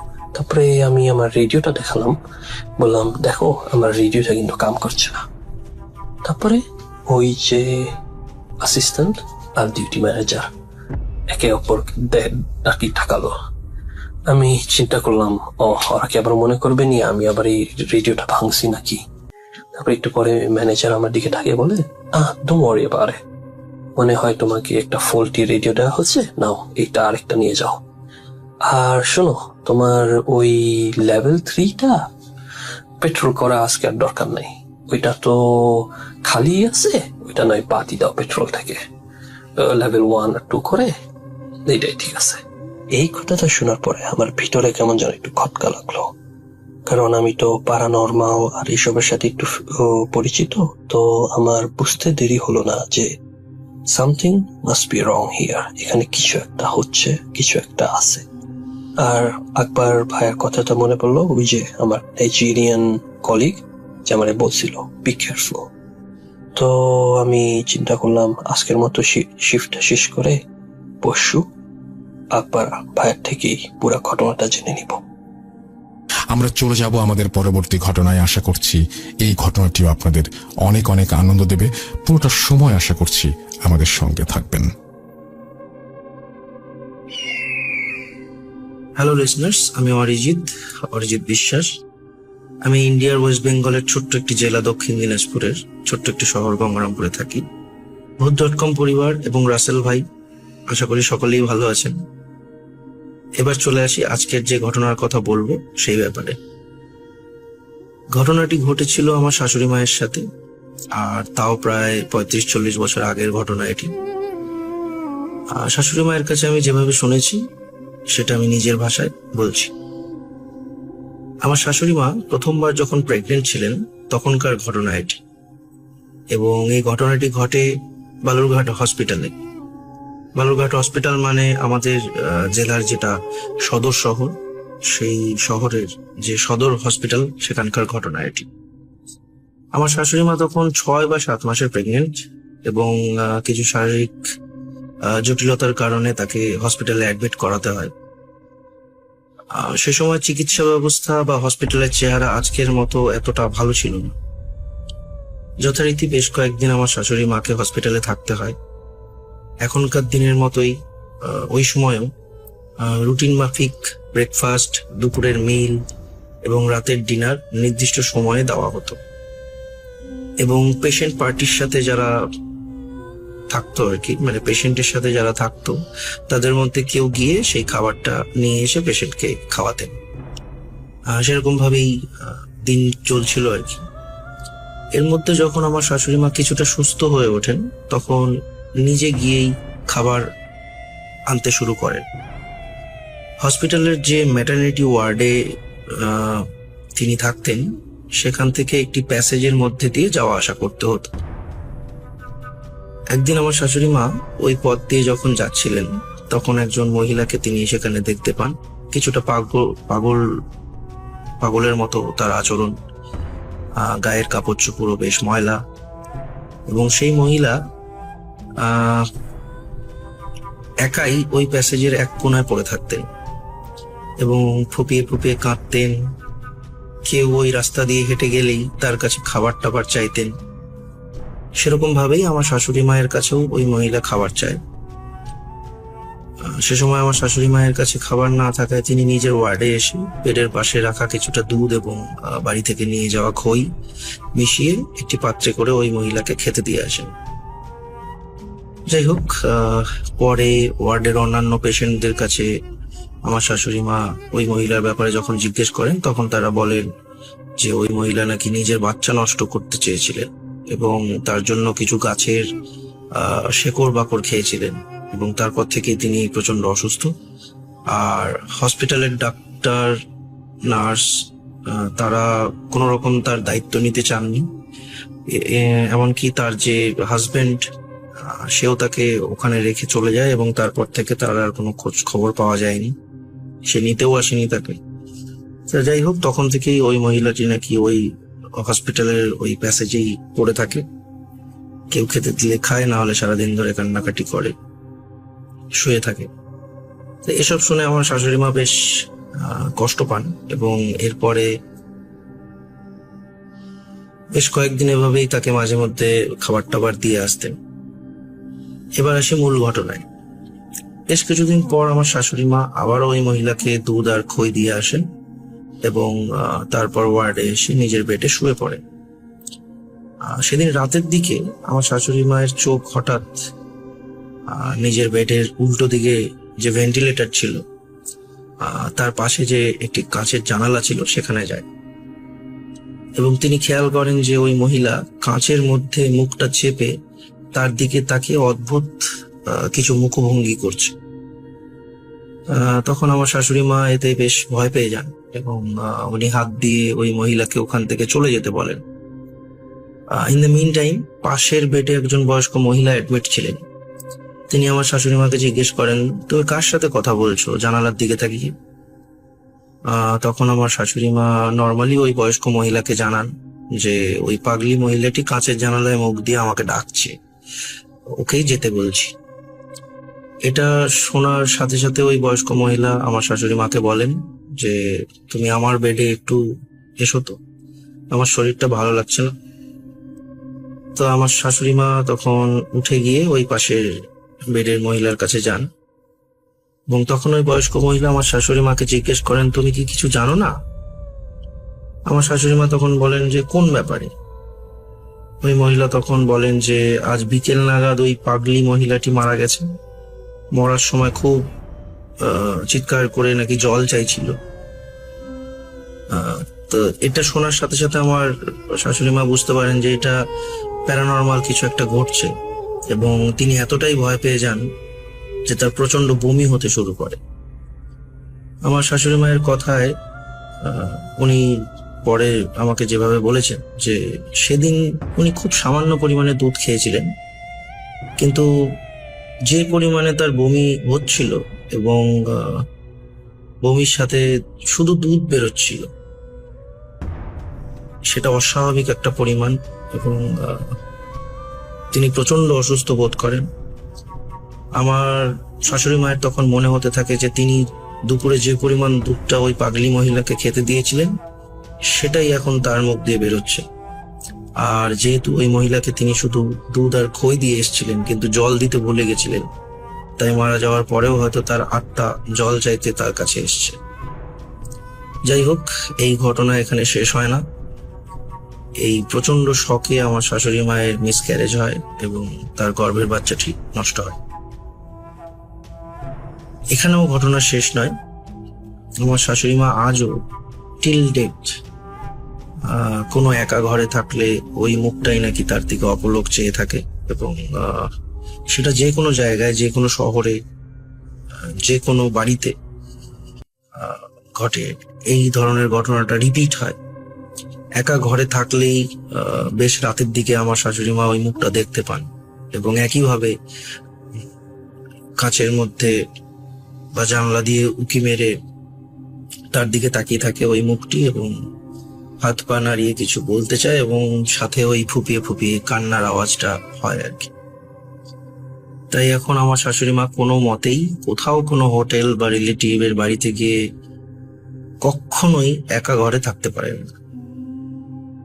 যাই হোক, এটাই ছিল আমার আজকের ঘটনা। সবাই খুব ভালো থাকবেন, সাবধানে থাকবেন আর আমার শাশুড়ি মায়ের জন্য প্রার্থনা করবেন যাতে তাকে আর এসব এক্সপিরিয়েন্স না করতে হয় ভবিষ্যতে। যাই হোক, টাটা।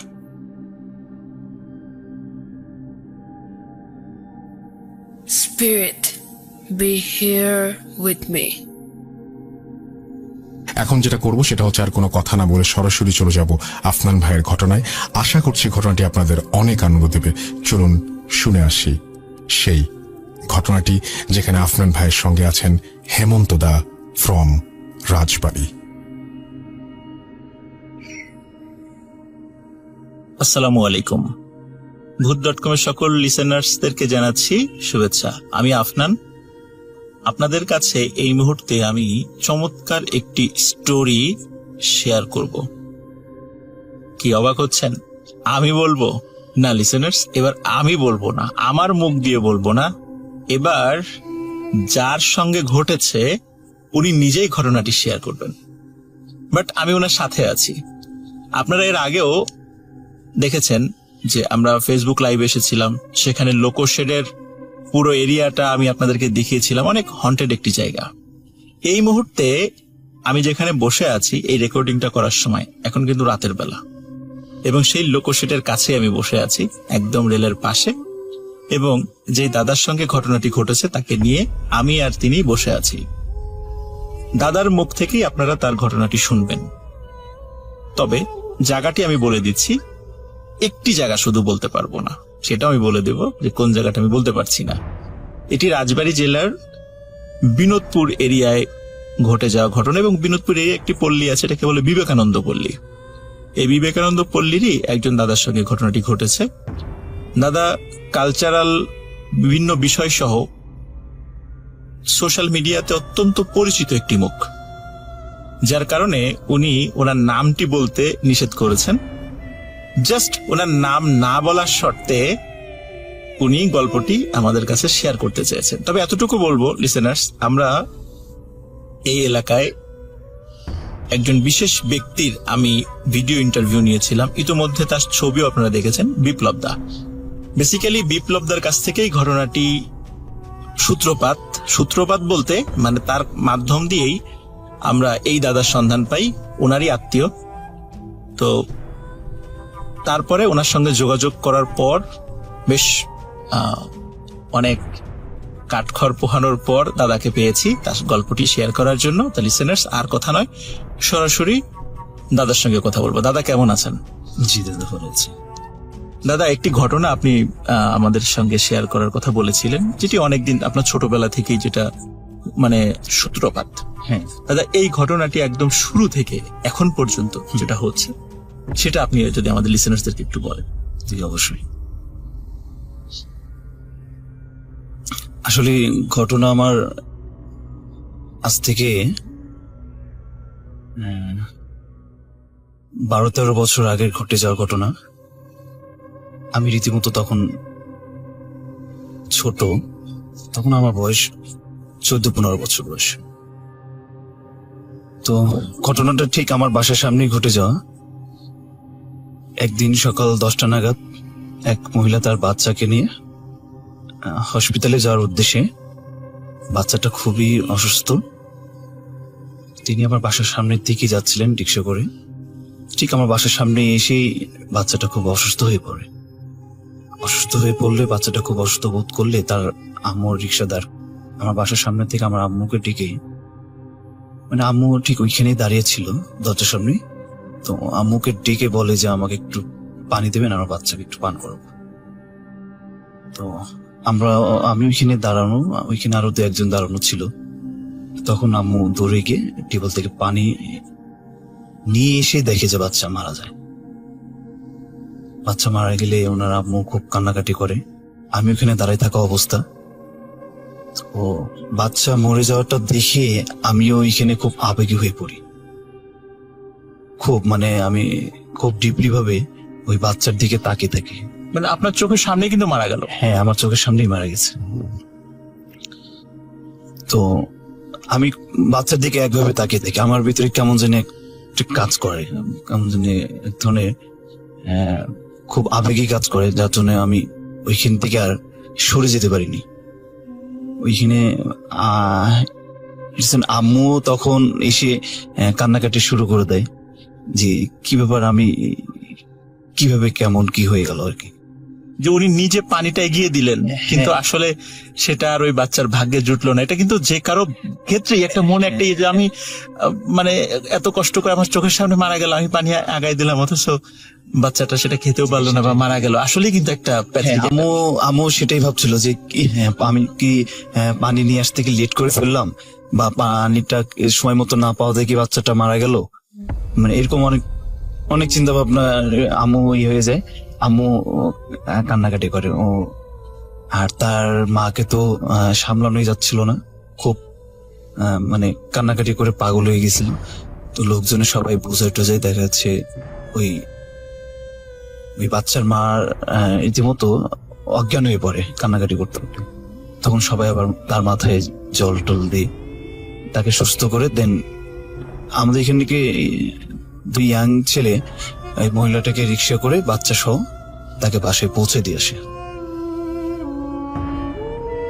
ঠিক সেই দিন না, তার 2 দিন পর, ঠিক তার 2 দিন পর আমি ওই বাচ্চার ওই স্বপ্ন দেখি। ঠিক ওই বাচ্চারই স্বপ্ন আসে আমার ঘুমন্ত অবস্থায়। তো তখন আম্মুর সাথে ঘুমাই আমি, আম্মু আমার ডান দিকে, আর ঠিক বা দিকে সে বাচ্চা এমন ভাবে শুয়ে আছে যে একদম রিয়েল একটা বাচ্চা, জীবিত একটা বাচ্চা শুয়ে সে খেলা করছে, এরকম একটা অবস্থা। তো ঘুমের মধ্যেই আমি এই জিনিসটা অনুভব করতে পারি। আমি আবার বাম হাতটা তার শরীরের উপরে দিতেই আমার হাতটা তার গায়ের উপর পড়ে। তো ওইভাবে বাচ্চা হামুগুড়ি দিয়ে আস্তে আস্তে করে আমার শরীরের উপরে আসে, আমার শরীরের উপরে এসে খেলা করছে। তখন কেমন জানি আমার শরীরে একটা মানে ওই কি বলবো, ওই যে অবশ হয়ে যায় না শরীরটা, মানে একদম মানে প্যারালাইজড এর মতো হয়ে গেছে, অবশ্যই আপনি কোনো কিছু নাড়াতে পারছেন না, আমি হাত কিছু পা। বলতেও পারছি না, হাত পা নড়াতেও পারছি না। হ্যাঁ, আমি যে আম্মুকে ডাকবো বা আম্মুকে আমি ডেকে যে বলবো যেরকম হচ্ছে আমার সাথে, আমি সেটাও পারছি না। আস্তে আস্তে আস্তে আমার ঘুম ভেঙে যায়। আমি আসলে রীতিমতো আমি ভগবানের নাম নেই। হ্যাঁ, আমার গুরুদেব দিয়ে একটা মন্ত্র, সেটাকে আমি জপ করতে থাকি। দেন হুট করে আমার ঘুমটা ভেঙে যায়।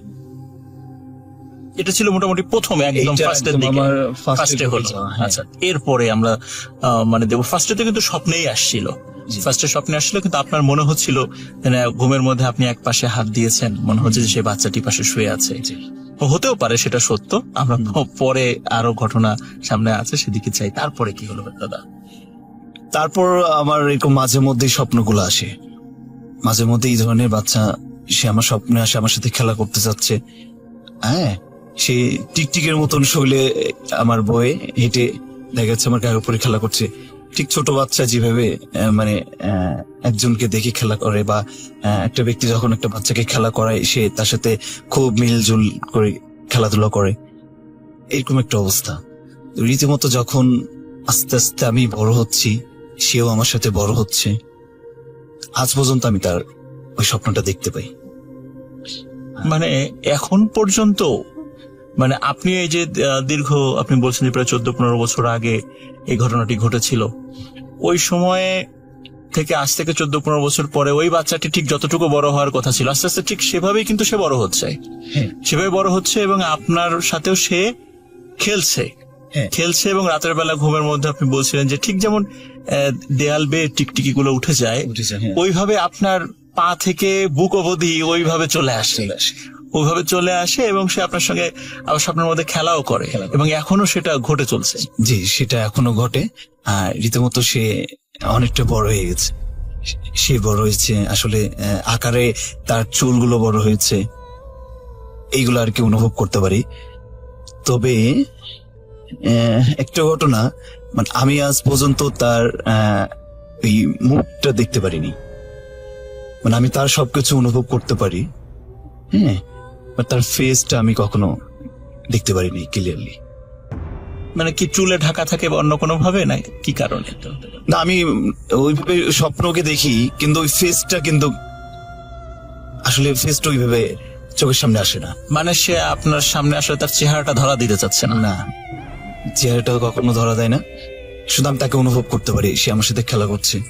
আর ঠিক যখন মানে সেম যখন একটা বাচ্চা যখন হামাগুড়ি দিয়ে খাটের উপরে ওঠে, হ্যাঁ, মানে যে ফিলটা মানুষ নিতে পারবে যে না একটা বাচ্চা খাটের উপরে উঠছে, সে আবার খাটের থেকে নেমে যাচ্ছে, হ্যাঁ, মানে আমি হচ্ছে ঘুমের অবস্থায় বুঝতে পারি, আগে বুঝতে পারি যে সে এখন খাটের উপরে হেঁটে আসছে, সে আমার কাছে আসবে, এখন সে আমার কাছে আসতেছে।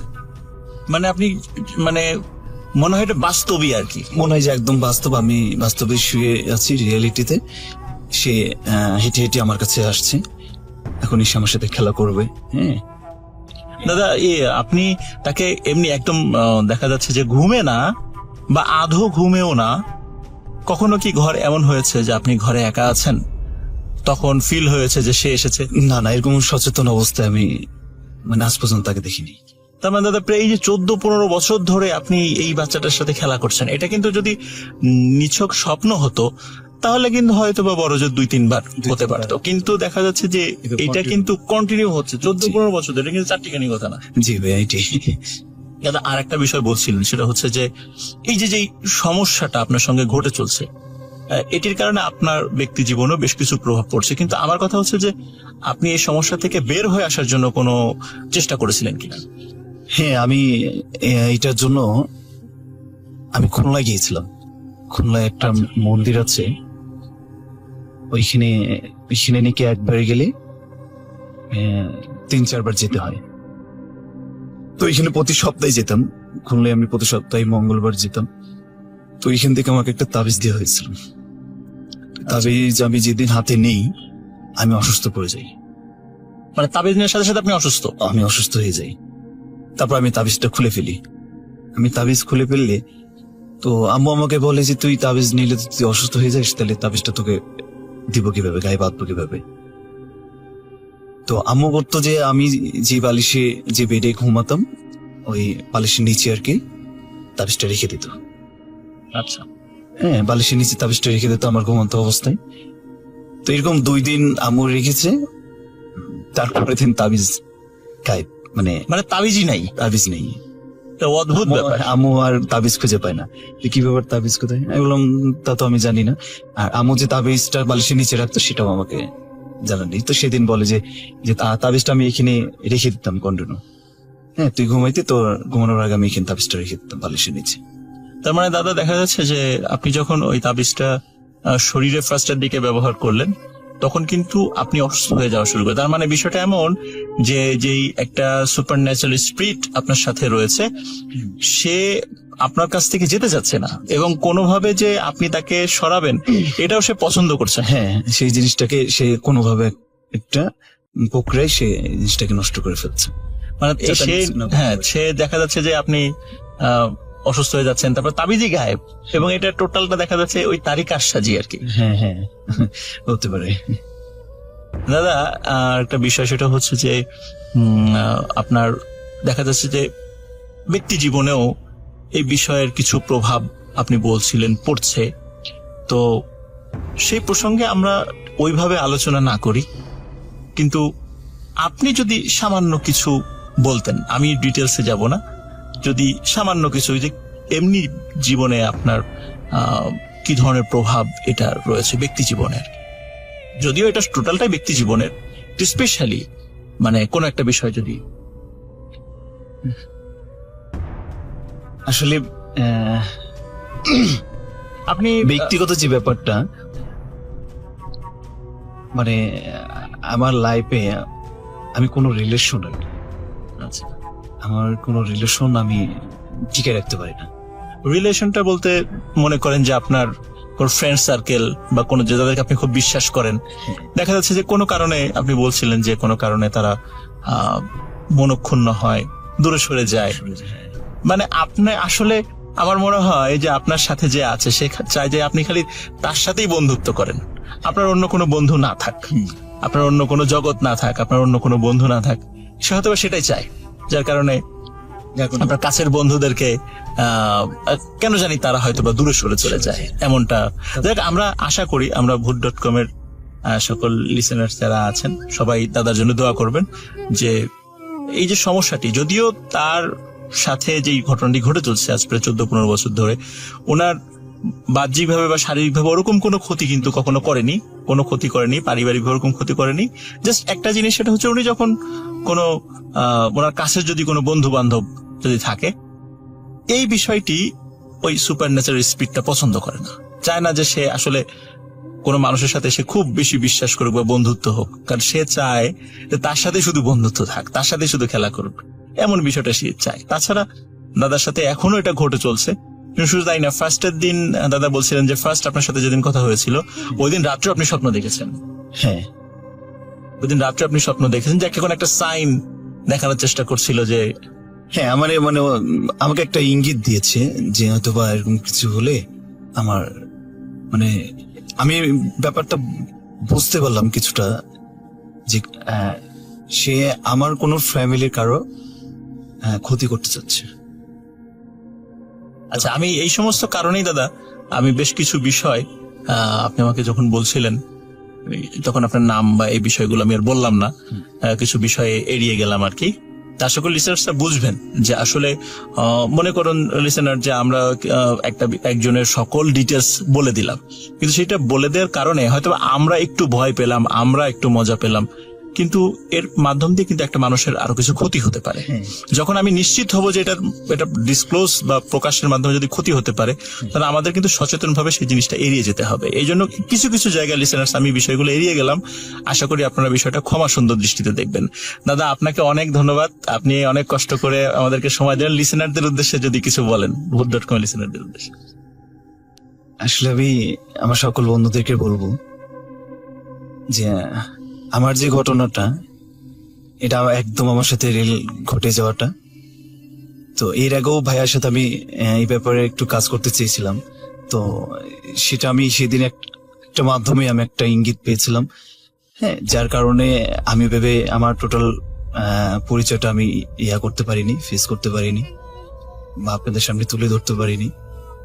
আপনারা কিছু মনে করবেন না, আর আমি সবাইকে অনুরোধ করবো আপনারা আমাদের এই ঘটনা আর ভাইয়ার এই চ্যানেলটা আপনারা মনোযোগ দিয়ে সবাই দেখবেন, শুনবেন। অসংখ্য ধন্যবাদ দাদা। লিসেনার্স, আপনাদেরকে একটা কথা বলে দেই, সেদিন আমরা ফার্স্টে কিন্তু ভিডিও শুট করেছিলাম। ফার্স্টে এই মুহূর্তে যেখানে বসে আছি, এই জায়গায় রেলের পাশে এই জায়গায় দাঁড়িয়ে আমি, তারপর দাদা আর আমার বন্ধু জয়নাল আবেদিন বাবু ও ক্যামেরাতে ছিল, ভিডিও শুট করছিলাম। রহস্যজনক ভাবে আমাদের ভিডিওটা ওই সময় তেমন কোনো বাতাস না থাকলেও মারাত্মক ভাবে কিছু নয়েজ হচ্ছিল, এবং আমরা কিন্তু আমি রাসেল ভাইকেও সেই ভিডিওটা পাঠিয়েছিলাম। রাসেল ভাই বললেন যে এইটা বাতাসের শব্দ না, এটা অন্য কোনো শব্দ, এবং সেটা সাধারণত জ্যাক যদি লুজ হয়ে যায় এক ধরনের একটা খড়খড় শব্দ হয়, বিষয়টা এমন। কিন্তু আমি বারবার চেক করেছি দাদা, আমি কিন্তু বারবার চেক করেছি, কোনো ধরনের কোনো জ্যাক লুজ ছিল না। আমি এইখান থেকে আপনার ভিডিও শুট করে যাওয়ার পরে বাসায় গিয়েছি, বাসায় যাওয়ার পরে আমি আবার করেছি, এবং তার একাধিকবার নাড়তে আমি মানে রেকর্ড করেছি, কোথাও কোনো সাউন্ড ছিল না। প্রথম শুটটা যখন আপনি সিঙ্গেলি যখন বললেন তখন কিন্তু প্রবলেম হয়নি। হ্যাঁ, লিসেনার, ফার্স্টে যখন আমি কথা বলছিলাম শব্দ নাই, যখনই দাদা কথা বলা শুরু করেছে তখন থেকেই সমস্যা। এটা মানে আপনারা অবাক হবেন যে আমি পরে বাসায় গিয়ে বিভিন্ন অ্যাঙ্গেলে রেকর্ড করেছি, কোথাও কোনো সাউন্ড হয় নাই। কিন্তু দাদার সাথে যখনই আমি মানে কথা বলা শুরু করেছি, দাদা ঘটনার যখন মূল বিষয় দিকে ঢুকে যাচ্ছিলেন তখন প্রচন্ড শব্দ হচ্ছিল। এটা আমি রাসেল ভাইয়াকে পাঠিয়েছিলাম, কিন্তু সঙ্গত কারণে, যেহেতু দাদা নিষেধ করেছেন, সঙ্গত কারণে সেটা আমরা ডিসক্লোজ করতে পারছি না। এটা আমার কাছে খুবই রহস্য লেগেছে দাদা। আর একটা বিষয়, বিপ্লবদার যখন আমি ইন্টারভিউ নিচ্ছিলাম এই যে কালী মন্দিরে বসে, তখনও এক ধরনের শব্দ শুরু হয়েছিল কিন্তু পরে আর হয় নাই। তখন শুরু হয়েছে কিন্তু পরে হয় নাই, যার কারণে আমরা ভিডিওটা সেন্ড করতে পেরেছি, বা এটা প্রকাশের যোগ্য হবে, নাহলে কিন্তু ওটা অসুবিধা হইতে হবে। 25-26 মিনিটের একটা ইন্টারভিউ পুরোটাই নষ্ট হয়ে যেত। লিসেনার্স, তো আসলে আমি এই ভিডিওগুলো করতে গিয়ে এক জায়গা আমরা ড্রোন উড়াতে পারছিলাম না, কবরস্থানের উপর দিয়ে। তারপরে সেই কবরস্থানে একটা বড় তাল গাছ ছিল, আমাদের ড্রোন সেই তাল গাছের উপরে ক্র্যাশ করেছিল। তারপরে সেদিন দাদার ইন্টারভিউ ভিডিও নিতে গিয়ে সাউন্ডের মারাত্মক সমস্যা হয়েছে। এটা টেকনিক্যাল প্রবলেম না, এটা আপনাদেরকে বোঝাতে পারবো না, এটা কোনো টেকনিক্যাল প্রবলেম না। তো এই ধরনের সমস্যা কিন্তু আমি কন্টিনিউ ফেস করছি, এবং আপনারা অবাক হবেন, এটা আমি কন্টিনিউ ফেস করছি। তো আশা করি আপনাদের সবার ভালো লাগবে এবং আপনাদেরকে আরো চমৎকার চমৎকার লোম দাঁড়িয়ে যাওয়া এবং রক্ত হিম করা কিছু স্টোরি আপনাদেরকে আরো ইনশাল্লাহ শেয়ার করতে পারবো। সবাই ভালো থাকবেন, সুস্থ থাকবেন। আসসালামু আলাইকুম। আমরা চলে যাচ্ছি আমাদের পরবর্তী ঘটনায়। আসসালামু আলাইকুম রাসেল ভাই, আশা করছি আল্লাহর অশেষ রহমতে ভালো আছেন এবং ভূত এফএম এবং ভূত.com এর সকল শ্রোতা সুস্থ আছেন এবং পরিবার পরিজনদের সাথে। আমাদের আশেপাশে এমন অনেক ঘটনা ঘটে যেগুলো আমরা কারো থেকে শুনি, যারা দেখেছে সেগুলো শুনে বিশ্বাস করি, কেউ দেখে বিশ্বাস করে, আবার অনেকে এই ঘটনাগুলো শুনে তার বৈজ্ঞানিক ব্যাখ্যা খোঁজার চেষ্টা করে। অনেক ঘটনা আছে যেগুলো আমরা বিশ্বাসই করতে চাই না। আজকে আমি একটি ঘটনা শেয়ার করব যেটা আমার পরিবারের সাথে সম্পর্কযুক্ত। দীর্ঘদিন ধরে কিছু সমস্যা চলে আসছে। তো শুরু করছি আমার আপুর সমস্যা দিয়ে, যেটা সম্পর্কযুক্ত। সে আমার ফুফাতো বোন হয়। তো আমার আপু যখন 13 বছর 14 বছর তখন থেকে সমস্যাগুলো হয়। সে যখন রাতে বাথরুমে যেত, সে হঠাৎ দেখা যাচ্ছিল অজ্ঞান হয়ে গেছে। তাকে খুঁজে পাওয়া যায় না। বাথরুমে যে দেখা যায় যে ভিতরে অজ্ঞান হয়ে পড়ে আছে। অনেক সময় দেখা যাচ্ছিল রাতে ঘুমিয়েছে, তার হাতে বিভিন্ন আঙ্গুলের আঁচড়ের দাগ। ঘুমের ভিতরে তাকে কেউ ডাকে, কোনো আচ্ছা মূর্তি তার নাম ধরে ডাকতে থাকে। তো এই সমস্যাগুলো অনেক আগে থেকে চলে আসছে। বিভিন্ন সময় আমরা ধর্মীয় বিভিন্ন সমাধান করার চেষ্টা করেছি, বিভিন্ন তাবিজ করেছি, সেগুলো কিছু সময় বন্ধ থেকেছে সমস্যাগুলো, আবার কিছু সময় পরপর তাবিজ নষ্ট হয়ে যাচ্ছিল, আবার সমস্যাগুলো পুনরায় চালু হচ্ছিল। আমরা বিভিন্নভাবে সমস্যাগুলো সমাধান করার চেষ্টা করেছি। আমার চাচুরা বিভিন্ন সময় তাকে মানসিক রোগের ডাক্তারের কাছে দেখিয়েছে। ডাক্তার অনেক ওষুধ প্রেসক্রাইব করেছে, যেগুলো খেয়েও দেখা যাচ্ছিল কোনো সমাধান হচ্ছিল না। তাকে ঘুমের ওষুধ দেওয়া হচ্ছিল বেশি বেশি করে। ট্রিপটিন 25 mg সে 4টা খেত, সাথে রিবোট্রিল 0.5 2টা খেত। তার রাত্রে ঘুমতো না। ঘুমের ভিতরে সমস্যাগুলো হতোই। তাকে ডাকতো, কেউ এসে ডাকতো ঘুমের ভিতর। সে যদি কোনো সময় সন্ধ্যার সময় বাইরে যেত মাথায় কাপড় না দিয়ে, সেদিন রাতে দেখা যেত তার সমস্যা হতো। তাকে ঘুমের ভিতর শরীরে আঁচড় দেওয়া হতো।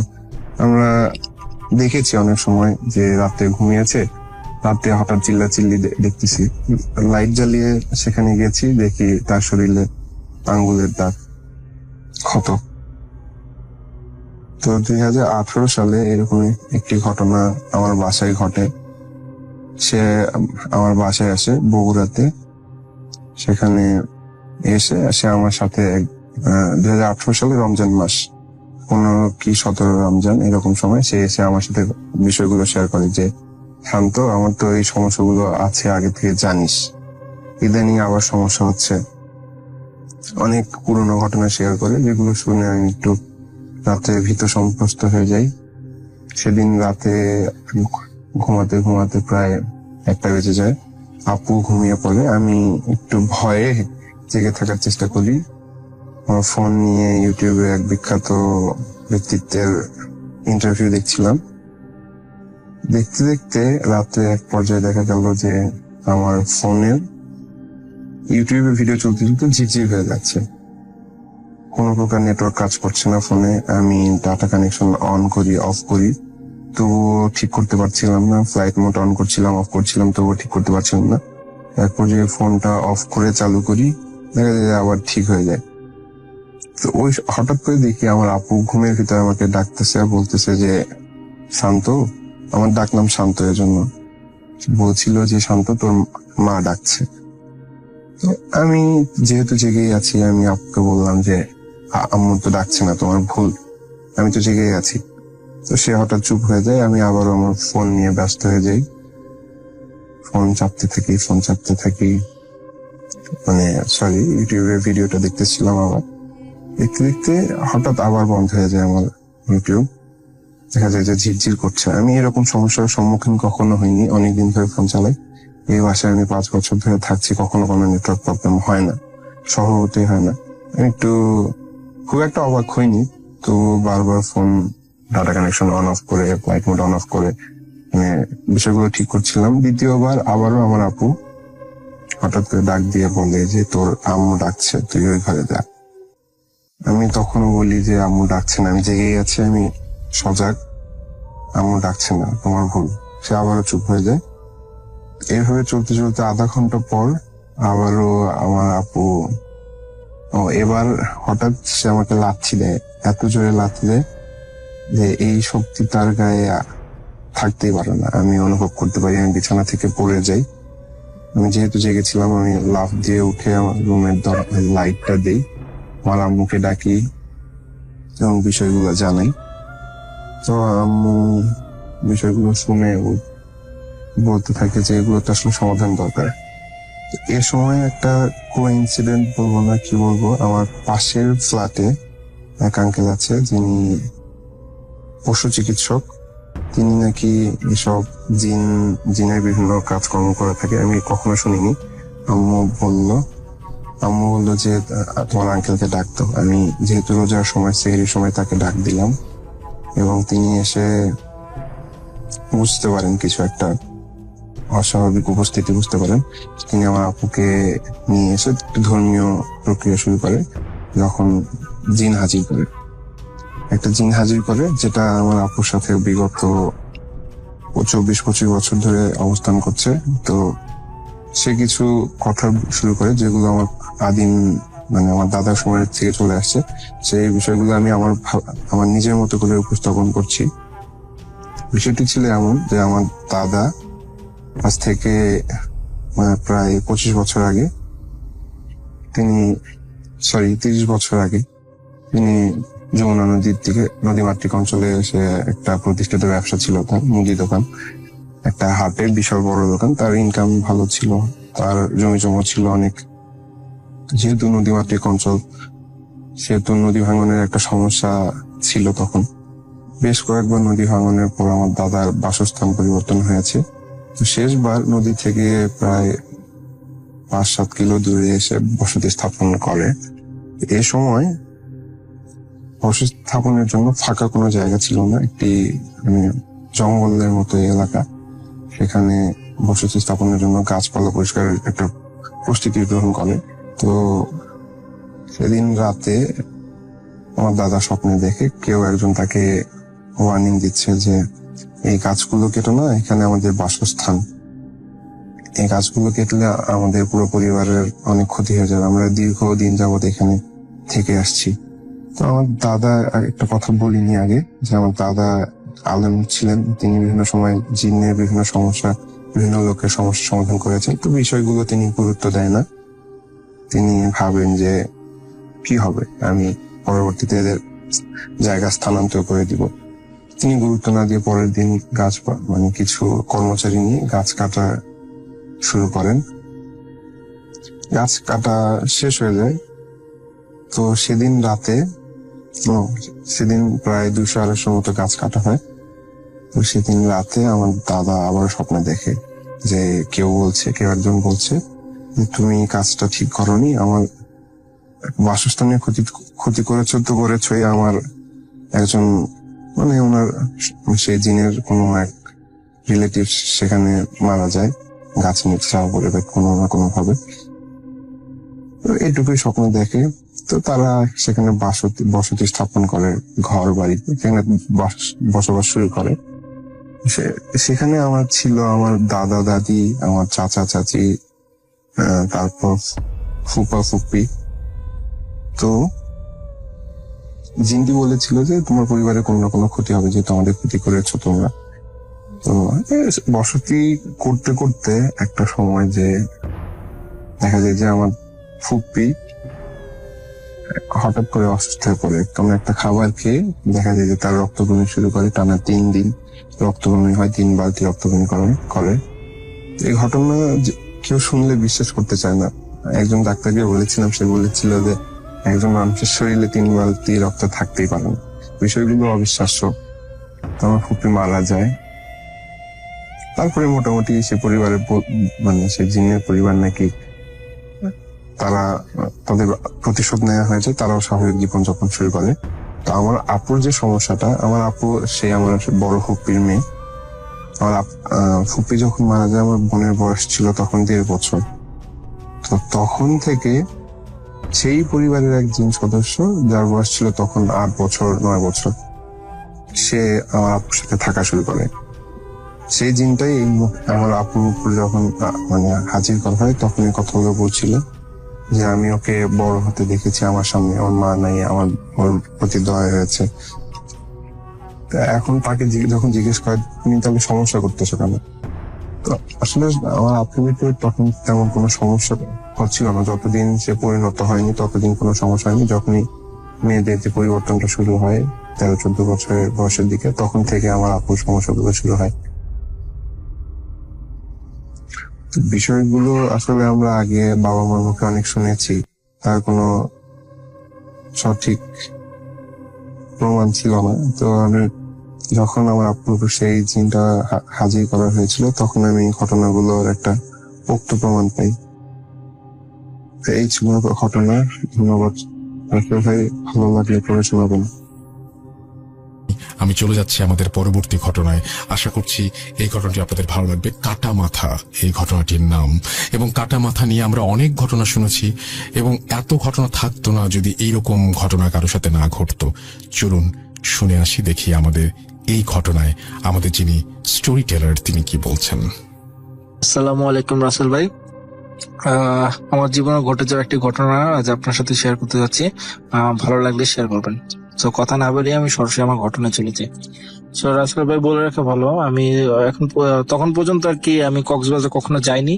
সো এটা যাওয়ার খুবই ইচ্ছা, অনেক আগ্রহ ছিল, যার কারণে আর কি খুব আগ্রহ নিয়ে আর কি কক্সবাজারটা যাওয়া। তো জিনিসটা এমন হয় যে আমাদের এলাকা থেকে পিকনিক ছাড়ে। পিকনিক টাইপে কি এখান থেকে 10 জন, ওইখান থেকে 10 জন হয় না, ওই যে ফর্ম বিতরণ করে যে পিকনিকটা, সো ওই পিকনিক স্যার। তো ওইটার মধ্যে আমি আর আমার এক ফ্রেন্ড আছে, সো ওই ফ্রেন্ড দুজনে মিলে সেই পিকনিকের টিকিট আর কি নিয়ে আর কি। তো নেওয়ার পরে হয় কি যে আমরা প্রায় 40 থেকে 50 জন একটা বাসে মধ্যে পিকনিকে যাই। তো যাওয়ার পরে যেটা হয় যে আমরা প্রথমে বান্দরবন, জিনিসটা এরকম সেট করেছিল, প্রথম বান্দরবন থেকে দেন কক্সবাজার যাবে। সো যেরকম কথা যেরকম কাজ। তো প্রথম আমরা সেই বান্দরবনের উদ্দেশ্যে রওনা দিই। তো বান্দরবনে যাওয়ার পরে আমরা ঘুরতে ফিরতে প্রায় রাত 8টা 9টা বা এরকম বেজে গেছে। তো বাজার পরে আমরা কি করলাম, যেহেতু আমরা কোনো হোটেল বুক করিনি, কিছু বুক করিনি, কারণ যেহেতু যাবো 2 রাত 3 দিন এরকম সিস্টেম। তো কি করি যে অন দ্য স্পট ওই সময় আমরা কক্সবাজার উদ্দেশ্যে রওনা দিই।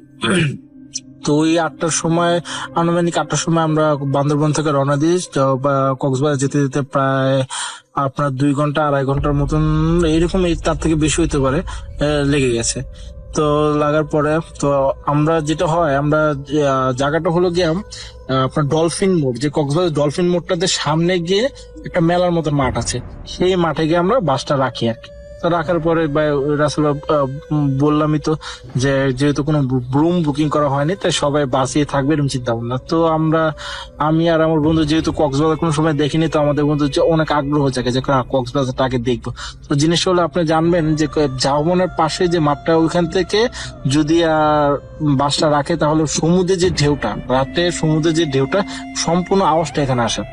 তো আসলে আমি আর আমার বন্ধু কোনো কিছু না ভেবে দেন ওই কক্সবাজার যে দেখবো ওটার জন্যই আমরা দুজনে রওনা দিই। তো রাসেল ভাই রওনা দেওয়ার হয়তো মেইন সমস্যা হলো যে রওনা যে দিব আমরা, আমাদের কক্সবাজার যেতে হলে যে ঝাউবনটা ওটা পার করতে হবে। তো ঝাউবনটা পার করতে হবে, আমরা তো কোনো কথা নেই, যে কোনো বাধা আমরা অতিক্রম করবো, তো পার করতে হবে। তো আমি আর আমার বন্ধু মিলে আল্লাহ করে আমরা চলে গেলাম। তো জিনিস হলো ঝাউবনের ভিতরে রাসেল ভাই কি বলবো আপনাকে, এত অন্ধকার যে আমি আমার পাশে থাকা আমার বন্ধুকে আমি দেখতে পাচ্ছি না। এবং কি আমার হাত, আমি যে হাত সামনে উঠে আমার সামনে শুধুমাত্র শুয়ে চাঁদের আলোর সামনে কিছুটা আপসা আপসা দেখা যাচ্ছে যে না ওই যে সামনে রাস্তা আছে বা ওই যে সমুদ্রের যে ঢেউ বাতাস এটা বেশ আছে যে সামনে, বেশি দূর না। তো আমরা এটা চিন্তা করে দুজনে যাও আল্লাহ আল্লাহ করতে করতে করতে করতে তো সামনে গেলাম। তো যেই সমুদ্রের সামনে গেলাম, সমুদ্র ভালোই দেখলাম, কিছুক্ষণ ঘুরলাম। ঘোরার পরে যেটা হয় যে একটা গাছ, মরা গাছ। তো মরা গাছটা জিনিসটা হলো কি যে প্রবলেমটা শুরু এখান থেকে, একটা মরা গাছ আমরা দুজনে আমরা মরা গাছ ভেবে যা সেটাকে অতিক্রম করলাম, মানে পার করলাম। পার করার মানে যে পাওটা দিয়ে পার করলাম তখনই মানে কি বলবো, খুব বিশ্রী একটা গন্ধ, খুব বিশ্রী হয়তো বা কোনো পচা জিনিস, মানুষ পচা অথবা মানে যে কোনো জিনিসই একটা মানে খুবই বাজে একটা গন্ধ। তো এটা আমরা দুজনে ফিল করি। আমি ওকে বললাম কি তুই কি কিছু গন্ধ পাইছিস? তো ও বললো পাইছি। তো বললাম আচ্ছা আমরা তো ওটা মাথায় নিয়ে নিই। তো আমাদের মতন আমরা ঘুরলাম। তো রাসেল ভাই সমস্যাটা হয় এখান থেকে। তো আমরা ঘোরার পরে ভাবলাম যে ঘন্টাখানি ঘুরছে, ভাবলাম যে অনেক রাত হয়েছে, ওরা তো মনে হয় আমাদের খুঁজতেছে। তো সমস্যা হলো যে ওদের সাথে যে আমাদের কন্ট্যাক্ট করবে যে ম্যানেজ, ওদের নাম্বারটা আমার নেওয়া হয়নি। ওদের নাম্বারটা যেহেতু নেওয়া হলে কল দেওয়ার কোনো স্কোপ নেই। আমরা আসলে জাওবন্দে যে আবার ব্যাক করবো, জাওবনটাতে যে ব্যাক করবো এই সাহসটা আমরা পাচ্ছি না, মানে এত রাতে আমরা পরবর্তীতে সাহস পাচ্ছি না যে এই জামবাদে আবার ব্যাক করবো। তো আমরা কি করলাম, যেহেতু আমরা মেন রোড দিয়ে আসছি তো মেন রোড দিয়ে ঘুরে যাবো, ওই জায়গাটা মেন রোড দিয়ে ঘুরে যাবো। তো বলে রাখে ভালো, আমরা জানতাম যে কক্সবাজারে মানুষ থাকে অনেক, কিন্তু সেই দিন খুবই কম মানুষ ছিল, যা কি বলবো, আমরা মানে একটু ভীতু টাইপের হয়ে গেছিলাম আর কি, খুবই কম মানুষ। তো আমরা ভাবলাম যে মেন রোড দিয়ে যাবো। তো মেন রোড যাওয়ার পরে আমরা একটা রিস্কাওয়ালাকে দেখতে পেলাম। রিস্কাওয়ালাকে আমরা তো বলতেছি ভাইয়া আচ্ছা আপনি যে এই যে আমাদের এখান থেকে যে ডলফিন মোড়ের সাথে যে কি বলে এটাকে মেলার মাঠ, এই যে বাস রাখে, এটা কোন জায়গাতে যায় এটা বলতে পারবেন? তো সবচেয়ে অদ্ভুত কথা হলো রিস্কাওয়ালা আমাদের উত্তর দেয় যে এটা এখান থেকে প্রায় 7 কিলোমিটার দূর। আমরা দুজনে শুনে অবাক, কি বলেন, আমরা এত দূর পায়ে এটা এখানে চলে আসবো, এটা তো কোনো প্রকারই সম্ভব না, 7 কিলোমিটার দূরে কিভাবে হতে পারে? তো আসলে এটা শুনে আমরা দুজনে আর তার সাথে কোনো কথা বলিনি, আমরা হাঁটা শুরু করলাম। তো রাসেল ভাই বিশ্বাস করবেন না, প্রায় আমরা 2 ঘন্টা হাঁটছি, ওখান থেকে 2 ঘন্টা হাঁটছি আমরা কোনো কিছু খুঁজে পাইনি। এই 2 ঘন্টার ভিতরে আমরা একটা মানুষ দেখলাম না, ওই জায়গায় একটা মানুষ, কাকতালি হলো সত্য, একটা মানুষ দেখলাম না। যাই হোক, হাঁটার পরে আমরা একটা মানে একটা খালের মতন, খাল বলতে যে কি বলে এটাকে, যে ময়লা ড্রেন যে এরকম না, এরকমের মধ্যে একটা 2টা লোক, একটা বয়স হবে 10 আর একটা প্রাপ্ত বয়স্ক 25-30 হবে এরকম, ওরা মাছ ধরতেছে, মাছ ধরছে ট্যাটা দিয়ে। তো ট্যাটা দিয়ে মাছ ধরতেছে, আমরা মনে করেন জিজ্ঞেস করলাম যে ভাই কি করতে, সামনে গিয়ে জিজ্ঞেস করলাম ভাই কি করতেছেন? তো সবচেয়ে আশ্চর্যজনক হলো, যদি মনে করেন যে একটা মানুষের সাথে কথা বলবে, একটা অ্যান্সার তো দিবে, অন্তত বা কিছু তাকাবে তো। ভাই ওনাদের শরীর আকৃতি, মনে করছে বডি ল্যাঙ্গুয়েজ, মনে হচ্ছে আমরা মানুষই না, আমরা যে আসছি ওনার সাথে কথা বলছি কোনো রিয়াকশনে নেই, তারা আমাদের দিকে অন্তত একটু তাকালো পর্যন্ত না। তো আমরা দুজন একটু অবাক হয়ে গেলাম, কি রে ভাই এটা কোন জায়গায় এলাম, একটু কথা বললাম তাকাইলো না, অ্যান্সার তো দেবো দূরের কথা।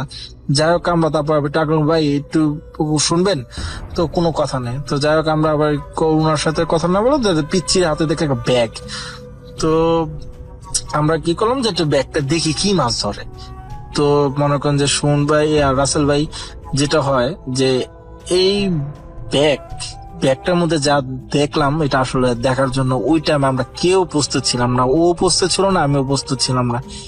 রাসেল ভাই আমরা যেটা দেখলাম, সেই ব্যাগের মধ্যে 2টা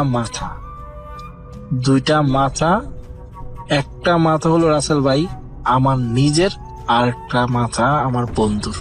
আমরা দুইজনই একই সাথে সেই জিনিসটা দেখলাম, দেখলাম। দেখার পরে আসলে রাসেল ভাই ওই টাইমে কি করা উচিত আমি জানতাম, আসলে আমাদের জানা নেই। মনে করেন যে আমরা ওই ছেলেটাকে একটা ধাক্কা দিলাম, ধাক্কা দিয়ে আমরা দুইজন মানে চোখ বুঝে এক কথা চোখ বুঝে এক দৌড়, কোন জায়গায় কোথায় যাবো জানি না, কিন্তু কথা হলো আমরা খুবই ভয়, একটা দৌড় দিতে আমরা প্রায় 20 মিনিটের মতন দৌড়েছি। আমরা জানি না কেন, মানে আমরা খুব ভয়, আমরা মনে হচ্ছে যে আমরা যদি একটুখানি দাঁড়াবো আমাদের মানে হয়তো বা সামনে আসতে পারে। তো এটা কিন্তু না বলে আমরা 20 মিনিটের মধ্যে প্রায় দৌড়াই। দৌড়াতে দৌড়াতে দৌড়াতে দৌড়াতে তো যাই হোক একটা জায়গায় একটা বাড়ির মতন আছে ছিল গেটের সামনে, ওখানে গিয়ে দাঁড়াই।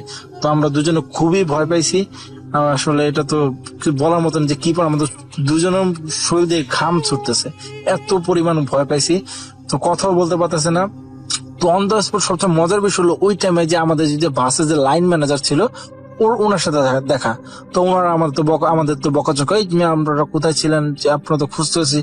আমরা বললাম ভাই আমরা তো রাস্তায় ফেলছি, 2 ঘন্টা যাবত আমরা ঘুরতেছি, আরো বেশি হবে, আমরা তো গাড়ি খুঁজে পাচ্ছি না আর কি জিনিসটা।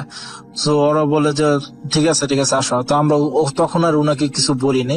তো সবচেয়ে মজার বিষয় হলো আমরা হাইট গেলো 10 মিনিট হাঁটলো, হাইটটা আমাদেরকে ওই বাসের সামনে নিয়ে গেলো। কিন্তু জিনিসটা হলো যে একটা যেখান দিয়ে নিয়ে গেলো, সবচেয়ে মজা আমরা যে 2 ঘন্টা যে হাঁটছি ওইখান দিয়ে না হলে আমরা কমপক্ষে 7 বার হাইটে গেছে, 7 বার হাইটে গেছি, কমপক্ষে 7 বার রাউন্ড দিছি। কিন্তু আমরা এই জায়গাটা কোনো মতো মাথা ক্যাচই করতে পারলাম না যে এই জায়গা 7-8 বারের মতন হবে রাসেল ভাই। সো মনে করেন যে আমরা দুজনেই অবাক যে কি হলো, এখান থেকে আমরা এতবার রাউন্ড দিলাম, এটা দেখলাম না, আর এখানে একটা মানুষও নেই, ওদের সাথে দেখা হলো না। তো আসলে আর কিছু বলার নাই। তো আর আমি কোনো মতন সেই বাসে গেলাম। যাওয়ার পরে তো ওখানে থাকার কোনো প্রশ্নই ওঠে না। তো কোনো মতন ওদের সবার সাথে বাসের মধ্যে ছিলাম। আগেই বলেছিলাম যে আমরা হোটেল রুম ভাড়া করিনি। সো বাসের মধ্যে থাকার পরে আমরা কি করলাম, সকালবেলা যে ওরা বলতেছে যে ঘুরতে যাবে, তো আমরা আর ওদের জন্য ওয়েট করিনি। আমরা ডাইরেক্ট কি করছি, আমরা বাস কাউন্টারে গিয়ে সম্ভবত এটা শ্যামলী না, হ্যাঁ শ্যামলী গাড়ি ছিল, একটা আউটল্যান্ডের গাড়ি আর কি, মানে কোনো টিপ মারার হতো আলাদা। তো ওই কাউন্টারে গিয়ে আমরা কি করলাম, ওই টিকিট নিলাম। তো ওই সকালবেলায় আমরা ওখানে মানে রাত্রে পরে ওদের সাথে থাকার পরে 1 মুহূর্ত থাকিনি। ওই সন্ধ্যার পরে আমরা ওই টিকিট আর সকালবেলার টিকিট নিয়ে আমরা একদম ওইখানে ওই সকালবেলায় আমরা বাসে উঠে যাই। বাসে উঠে যাওয়ার পরে আমরা বাসায় চলে এসে, তারপর বাসায় এসে পরে মার কাছে বাবার কাছে বললাম। তো আমাদের পানি পড়া যা যা লাগে বাবা খাওয়ালো, হুজুরকে দেখাইলো, তো পানি পড়ে দিত। তারপরে আসলে আর কিছু হয়নি। তো এই ছিল আমার ঘটনা। যদি ভালো লাগে শেয়ার করবেন, আর প্লিজ শেয়ার করার আগে আমাকে একটু জানিয়ে দিবেন প্লিজ। Thank you. আসসালামু আলাইকুম রাসেল ভাই। Spirit, be here with me.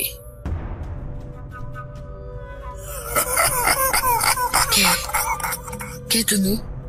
Bhoot.com. The fear returns with Russell.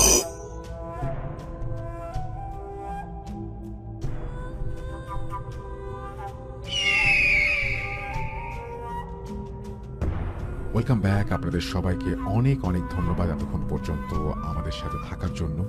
অনেক অনেক শুভকামনা রইল।